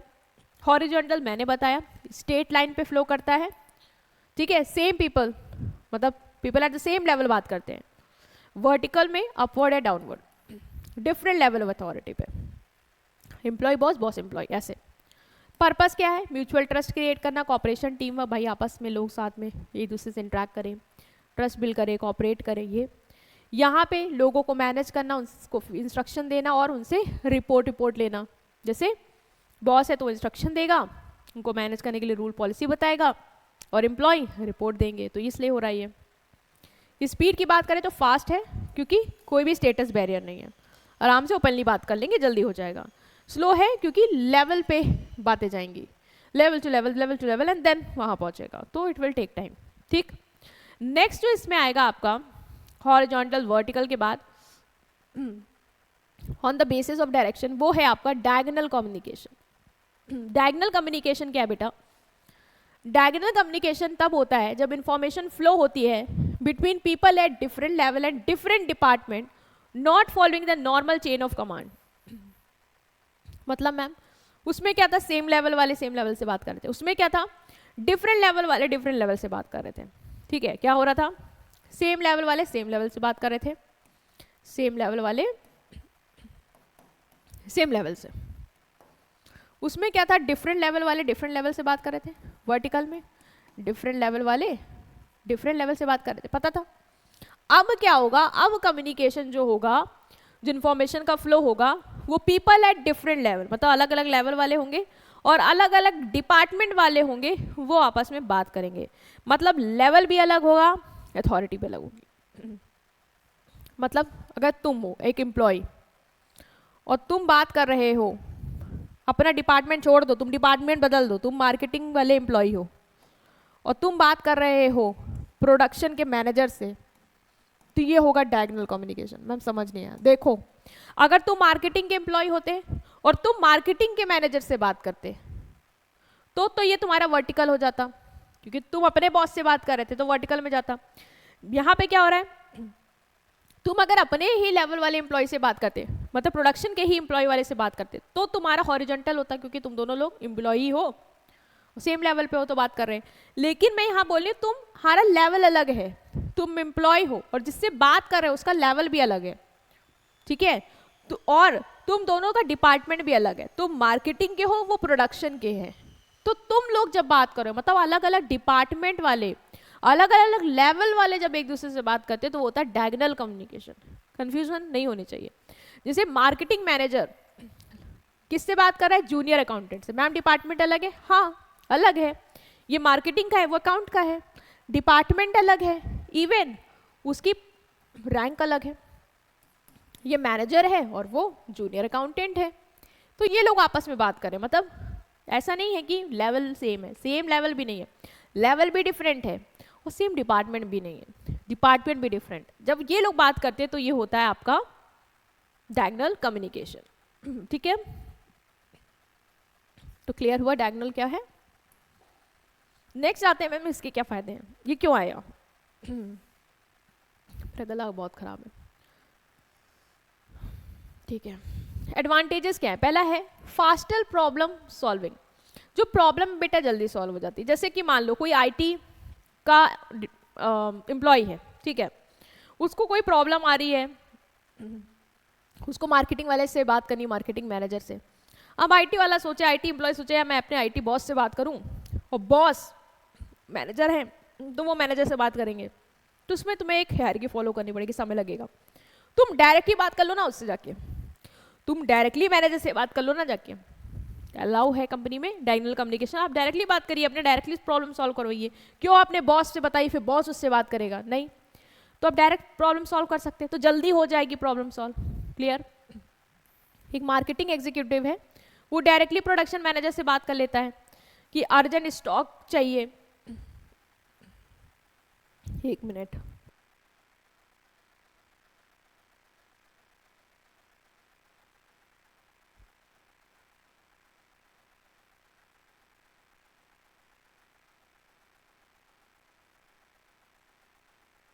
ठीक है। तो मार्केटिंग एग्जीक्यूटिव वाला डायरेक्टली क्या कर लेता है? प्रोडक्शन मैनेजर वाले से बात कर लेता है। जैसे मार्केटिंग एग्जीक्यूटिव को बात करनी है, क्या बात करनी है? कि उसको अर्जेंट स्टॉक चाहिए। अब मार्केटिंग एग्जीक्यूटिव वाला सोचे या मैं अपने मार्केटिंग मैनेजर से बात करूं, अपने बॉस से, वर्टिकल कम्युनिकेशन पे जाऊं। फिर बॉस भाई मैनेजर है, वो भी मैनेजर है, सेम लेवल पे, मतलब हॉरिजॉन्टल करके आपस में बात कर लें। फिर बॉस हमको, वो बॉस को बताए, बॉस फिर हमको बताएं, समय लगेगा, समय लगेगा। हमें ऐसा नहीं कर सकते। हम क्या करें? डायरेक्ट क्यों ना बात करें, एग्जीक्यूटिव ही मैनेजर से बोल देना कि भाई अर्जेंट ऑर्डर है, अर्जेंट ऑर्डर की रिक्वायरमेंट है, प्रोडक्शन और करना पड़ेगा आपको, ये करवाइए। ठीक है, वेट, अप्रूवल के लिए क्यों वेट करना है, समय क्यों बर्बाद करना। दूसरा, टीम वर्क होगा डिपार्टमेंट के बीच में। एम्प्लॉय अलग अलग डिपार्टमेंट के अलग अलग लेवल वाले एक साथ बातचीत कर रहे हैं, भाई और क्या चाहिए, एक दूसरे से बात करेंगे, कोऑपरेट करेंगे, ये इसको बताएगा, ये दोनों की मदद हो जाएगी। एचआर क्लर्क है, वो डायरेक्टली फाइनेंस मैनेजर से बात कर ले रहा है, कोई भी सैलरी इशू आ रही है, एचआर क्लर्क डायरेक्टली मैनेजर से बात कर रहा है। ठीक है, फाइनेंस मैनेजर से सर सैलरी में इशू आ रहा है, तो उसको सॉल्व करवाइए, तो मैनेजर ने उसकी तुरंत मदद कर दी। ये नहीं कि तुम अलग लेवल का क्यों करेंगे, डायगोनल कम्युनिकेशन है, आपस में एक साथ काम करेंगे, एक दूसरे को कोऑपरेट करेंगे, कोई बैरियर नहीं रखेंगे, फायदा ही फायदा। Next is promote creativity and innovation. When people from different background share ideas, creative solution emerges. अलग अलग लेवल वाले, अलग अलग डिपार्टमेंट वाले आपस में बातचीत कर रहे हैं, तो कुछ सोचेंगे, कुछ नया भी क्रिएटिव लाएंगे। जैसे एक डिज़ाइनर है, वो सजेशन क्रिएटिव देगा सेल्स टीम को, ठीक है, कि कैसे हम प्रोडक्शन प्रमोशन और अच्छे से कर सकते हैं, तो डिज़ाइनर है, उसकी फील्ड अलग है। ठीक है, और जो ये आपका सेल्स टीम है भाई, उसकी तो ऑफकोर्स डिपार्टमेंट अलग है। लेकिन सिंस हम अलाउ कर रहे हैं कि डिज़ाइनर का एम्प्लॉय अपना सेल्स मैनेजर से बात करे, उसको आइडियाज़ दे दे कि कैसे कर सकते हैं, तो डिज़ाइनर ने बताया कि हम इस तरीके से प्रमोशन करिए, ये डिज़ाइन बनवाइए, इससे और मज़ा आएगी, अच्छा प्रमोशन होगा। तो यहाँ पे क्या होगा, यहाँ पे नए आइडियाज़ आएंगे। अदरवाइज सेल्स टीम वाले सोचेंगे कि हम तो सेल्स बॉस पे और अपने एम्प्लॉय तक ही लिमिटेड है, किसी और डिपार्टमेंट से बात ही नहीं कर सकते। नहीं, आप कर सकते हैं with the help of diagonal communication. Gives a broader perspective. Employees हर ऑर्गेनाइजेशन के काम को समझ पाते हैं, अलग अलग डिपार्टमेंट के को समझ पाते हैं। जैसे प्रोडक्शन वाला जब मार्केटिंग वाले से बात करता है तो उसे समझ में आता है अच्छा मार्केटिंग डिपार्टमेंट में काम ऐसे होता है। मार्केटिंग वाला जब प्रोडक्शन से बात करता है तो उसे समझ में आता है अच्छा प्रोडक्शन वाले ऐसे काम करते हैं। तो ओवरऑल एक ऑर्गेनाइजेशन की इन्फॉर्मेशन हर एम्प्लॉय को रहती है। ठीक है, जैसे एक जूनियर IT एम्प्लॉय है, वो HR नीड, फाइनेंशियल इशू सबको सीख पाता है, क्योंकि वो सारे मैनेजर के साथ इंटरेक्ट कर रहा है, तो समझ रहा है कि HR मैनेजर कैसे काम करता है, फाइनेंशियल मैनेजर कैसे काम करता है। तो उसको एक इन्फॉर्मेशन का हर एरिया का एक ओवरव्यू मिल पाता है, वो तब मिल पाता है जब आप डायगोनल कम्युनिकेशन अलाउ कर देते हो। ठीक है, डिसएडवांटेज है कि नहीं मैम? हाँ हैं, इसकी भी डिसएडवांटेजेस हैं। पहला, miss interpretation of message, since people bypass the proper authority level, instruction may be misunderstood और इनकम्प्लीट। मतलब मैम, मतलब ये कि जैसे कि कोई एचआर का एम्प्लॉय है, वो जाके मार्केटिंग के मैनेजर से बात कर रहा है, ठीक है। मान लो एचआर के एम्प्लॉय को लगा, उसके बॉस ने ऐसा कहा होगा कि आने वाले टाइम पे हम कुछ मार्केटिंग स्ट्रेटजीज में चेंजेस लाएंगे और जिसकी वजह से बजट हैम्पर हो सकता है। उसको बस ऐसा सुनने में आया, उससे जाके तुरंत मार्केटिंग मैनेजर को बता रहे, तुम्हें पता है आज मेरा बॉस तो ये कह रहा था। अब वहाँ पे हलचल मच गई और सब लोग खड़बड़ाने लगे, ये क्या हो सकता है, ये भी होगा, ये वो। मतलब इन्फॉर्मेशन सही नहीं थी, उसने कुछ सोचा, उसने जाके उनको बता दिया, वो अपना उसको मिस इंटरप्रेट कर ले गए, तो ये दिक्कत है।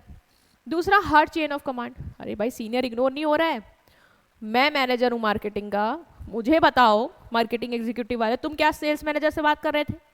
उसका तो ईगो हर्ट हो जाएगा, मुझसे क्यों नहीं बताया आपने, डायरेक्ट क्यों बात करी? ये दिक्कत होती है चेन ऑफ कमांड में, ये दिक्कत होती है, चेन ऑफ कमांड हर्ट हो जाता है। सीनियर को लगता है हमारी कोई इंपॉर्टेंस ही नहीं है, सबऑर्डिनेट खुद ही जाके बात कर लेते हैं। Resistance from employees, employee who are used to strict hierarchy. भाई एम्प्लॉय जो स्ट्रिक्ट हायरार्की के लिए यूज्ड टू हो गया, उसको पता है या मैं बॉस को बताऊंगा, बॉस करेंगे ना अपना काम, मेरे को क्यों सरदर्दी लेना है, मुझे नहीं जानना बात करने, तो वो नहीं यूज करना चाहेगा और कहेगा नहीं मुझे नहीं पसंद ये लेवल, ये वाला type of communication. Slower decision making, some time, कभी कभी बेटा स्लोअर डिसीजन मेकिंग होती है, सिर्फ बहुत सारे डिपार्टमेंट इन्वॉल्व हो जाते हैं। कोई काम होना तो हम सारे डिपार्टमेंट से इंटरेक्ट करें, कोई डिसीजन लेना है प्रोडक्ट में चेंज में, हम मार्केटिंग से भी बात करेंगे, सेल्स से भी, सबसे बात करेंगे, तो समय लगेगा फिर वो डिसीजन इंप्लीमेंट हो पाने में, क्योंकि सब लोग इन्वॉल्व हैं, डायगोनल कम्युनिकेशन चल रहा है। ठीक है, तो ये था आपका horizontal, vertical and diagonal. Clear? Next आ रहे हैं हम अपने लास्ट टॉपिक पे, that is barriers of communication. जो मैंने प्रोसेस के दौरान आपको बताया भी था, नॉइस, दैट इज बैरियर।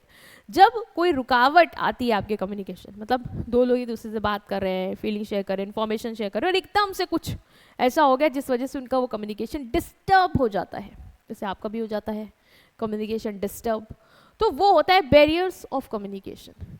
मतलब ऑब्स्टिकल आ गया, रुकावट आ गई, जिसकी वजह से आप जो मैसेज देना चाह रहे थे वो नहीं हो पाया प्रॉपर, वो क्लियरली रिसीवर नहीं समझ पाया, क्योंकि बैरियर आ गए, कुछ कंफ्यूजन की वजह से डिले हो गया, मिसअंडरस्टैंडिंग हो गई और कम्युनिकेशन फेल हो सकता है।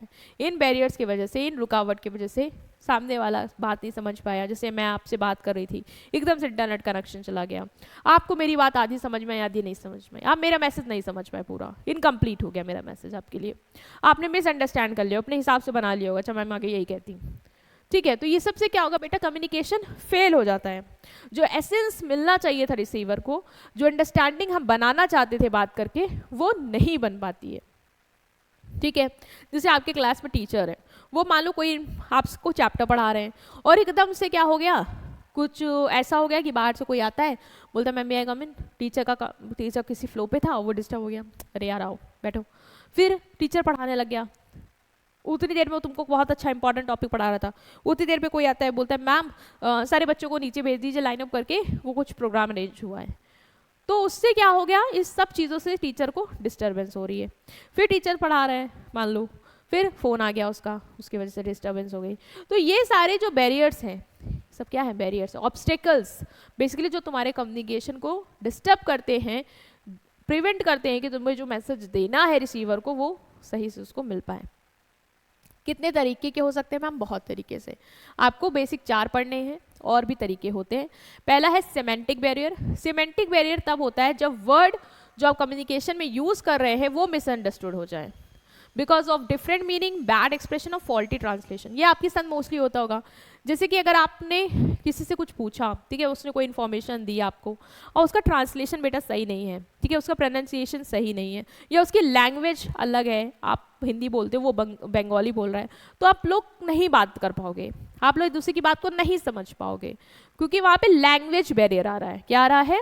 लैंग्वेज बैरियर आ रहा है कि लैंग्वेज चेंज है, या लैंग्वेज में कुछ ऐसे वो वर्ड बोल रहा है जिसका प्रोनाउंसिएशन हमारे यहाँ अलग होता है। तो हम उस वजह से जब मैसेज को नहीं समझ पाते हैं, नहीं अंडरस्टैंड कर पाते हैं, ये सेंडर नहीं हमें उस मैसेज को समझा पाता है, वो अंडरस्टैंडिंग नहीं डेवलप हो पाती है, तो वो होता है आपका semantic barrier. Basically language problem की वजह से आता है। फिजिकल एंड मैकेनिकल बैरियर मतलब ये बैरियर्स आते हैं ड्यू टू फिजिकल कंडीशन और टेक्निकल प्रॉब्लम। जैसे बाहर आप बात कर रहे हो, बाहर से कुछ नॉइस आ रही है, ठीक है, कुछ ड्रिलिंग का काम चल रहा है, और या फिर टेक्निकल प्रॉब्लम आ गई, आप क्लास देख रहे हो, नेटवर्क चले गए, ठीक है, फॉल्टी इक्विपमेंट यूज़ कर लिया आपने, तो इस वजह से जो आता है, मतलब इन्वायरमेंट और मशीन रिलेटेड इश्यूज़ की वजह से, कि आप पढ़ रहे थे इंटरनेट चला गया, आप पढ़ रहे थे ग्लिच आ गया, ठीक है, या फिर आप पढ़ रहे थे बाहर से आपका भाई रोने लग गया, तो ये सब फिजिकल इन्वायरमेंट और टेक्निकल वजह से जो रुकावट आती है कि आपको मैसेज ना मिल पाए सही से, कम्युनिकेशन फेल हो जाए, वो होता है आपका फिजिकल एंड मैकेनिकल बैरियर। इसके बाद है आपका ऑर्गेनाइजेशनल बैरियर। ऑर्गेनाइजेशनल बैरियर मतलब वो जो ऑर्गेनाइजेशन की डिफेक्ट्स की वजह से आता है, मतलब ऑर्गेनाइजेशन का स्ट्रक्चर की वजह से। जैसे कि ऑर्गेनाइजेशन का स्ट्रक्चर तुमने पढ़ा था कि बहुत सारी लेयर्स पे लेयर है, लेवल पे लेवल है, वर्कर की बात पहुंचानी है तो इतने लेवल्स पे जाके टॉप लेवल तक पहुंचेगी। तो हमने पढ़ा था कि इंफॉर्मेशन लोग उल्टी सीधी भी कर सकते, घुमा भी सकते, छुपा भी सकते हैं। तो यहाँ पे इंफॉर्मेशन क्यों खराब हो रही है, मैसेज क्यों नहीं वो जा पा रहा है कस्टमर तक, मतलब रिसीवर तक जो तुम देना चाह रहे हो, क्योंकि मैसेज को डिस्टॉर्ट करा जा रहा है, उसको चेंज किया जा रहा है। ये क्यों आ रहा है, क्योंकि हायरार्की की वजह से आ रहा है, लॉन्ग स्ट्रक्चर है। अगर डायरेक्ट बात कर पाता तो शायद वो अपनी बात सही से बता देता, सही से अंडरस्टैंडिंग बिल्ड कर देता, but because of the structure, because of the rigid hierarchy of the company, ये बैरियर आ रहा है। तो ऑर्गेनाइजेशन के स्ट्रक्चर की वजह से, उसके रूल्स की वजह से, रेगुलेशन की वजह से जब कम्युनिकेशन डिस्टर्ब हो, वो एसेंस ना मिल पाए रिसीवर को जो आप देना चाह रहे हो, अंडरस्टैंडिंग ना बिल्ड हो पाए, तो वो होता है ऑर्गेनाइजेशनल बैरियर, मतलब ऑर्गेनाइजेशन की वजह से हुआ। सोशियो एंड साइकोलॉजिकल बैरियर, ये बैरियर्स आते हैं from human feeling, emotion, attitude, perception, fear and close mindset. मतलब कि आपने देखा होगा बहुत बार आप किसी से बात करते, कम्युनिकेट करते हो, तो सामने वाला पर्सन मान लो अगर इमोशन में है, डिस्टर्ब चल रहा है, तो आपकी बात को सही से नहीं समझ पाएगा, वो नहीं अंडरस्टैंड कर पाएगा आपको कि आप क्या कहना चाह रहे हो, कम्युनिकेशन फेल हो जाएगा। मान लो जिससे आप बात करें वो क्लोज माइंडेड है, ठीक है, उसको लगता है हमेशा मैं ही सही, मुझे मैं ही सही हूँ भाई, तुमको जो बोलना है तुम बोलो, मेरे को फर्क नहीं पड़ता, आई एम राइट। तो वहाँ पे भी आप उसको नहीं समझा पाओगे जो आप उसको रियली कम्युनिकेट करना चाहते हो। तो ये सारी चीज़ें क्या हैं, ये इमोशंस की वजह से, एटीट्यूड की वजह से, क्लोज माइंडसेट की वजह से बैरियर आ रहे हैं। तो इन्हें हम बोलते हैं सोशियो साइकोलॉजिकल बैरियर। क्लियर, लोगों के खुद के बिहेवियर और मेंटल स्टेट की वजह से। तो 4 टाइप हैं आपके, सिमेंटिक लैंग्वेज से रिलेटेड, फिजिकल और मैकेनिकल सराउंडिंग और टेक्नोलॉजी से रिलेटेड, ऑर्गेनाइजेशन की वजह से ऑर्गेनाइजेशन बैरियर, और सोशियो साइकोलॉजिकल बैरियर जो कि आपके फीलिंग, इमोशन, एटीट्यूड, इन वजह से होते हैं। राइट स्टूडेंट्स, तो काफ़ी लेंदी चैप्टर था ये आपका बिजनेस कम्युनिकेशन वाला चैप्टर। इसमें आपने बहुत सारी चीज़ें समझी हैं, बहुत सारी चीज़ें डिटेल में अंडरस्टैंड की हैं, और ये जो टाइप्स ऑफ कम्युनिकेशन है वेरी इंपॉर्टेंट, बहुत इंपॉर्टेंट है। इसमें प्लीज़ इसको अच्छे से कवर करना, डिटेल में बार बार इसको गो थ्रू करना, तभी हो पाएगा। ठीक है, सो वीडियो को लाइक कर दीजिए, चैनल को सब्सक्राइब कर दीजिए, और कोई भी कंसर्न है, कोई भी इंफॉर्मेशन चाहिए तो आप इस नंबर पे कांटेक्ट कर सकते हैं। ठीक है, चैनल को अपने फ्रेंड्स के साथ ज़रूर शेयर करिएगा। Thank you.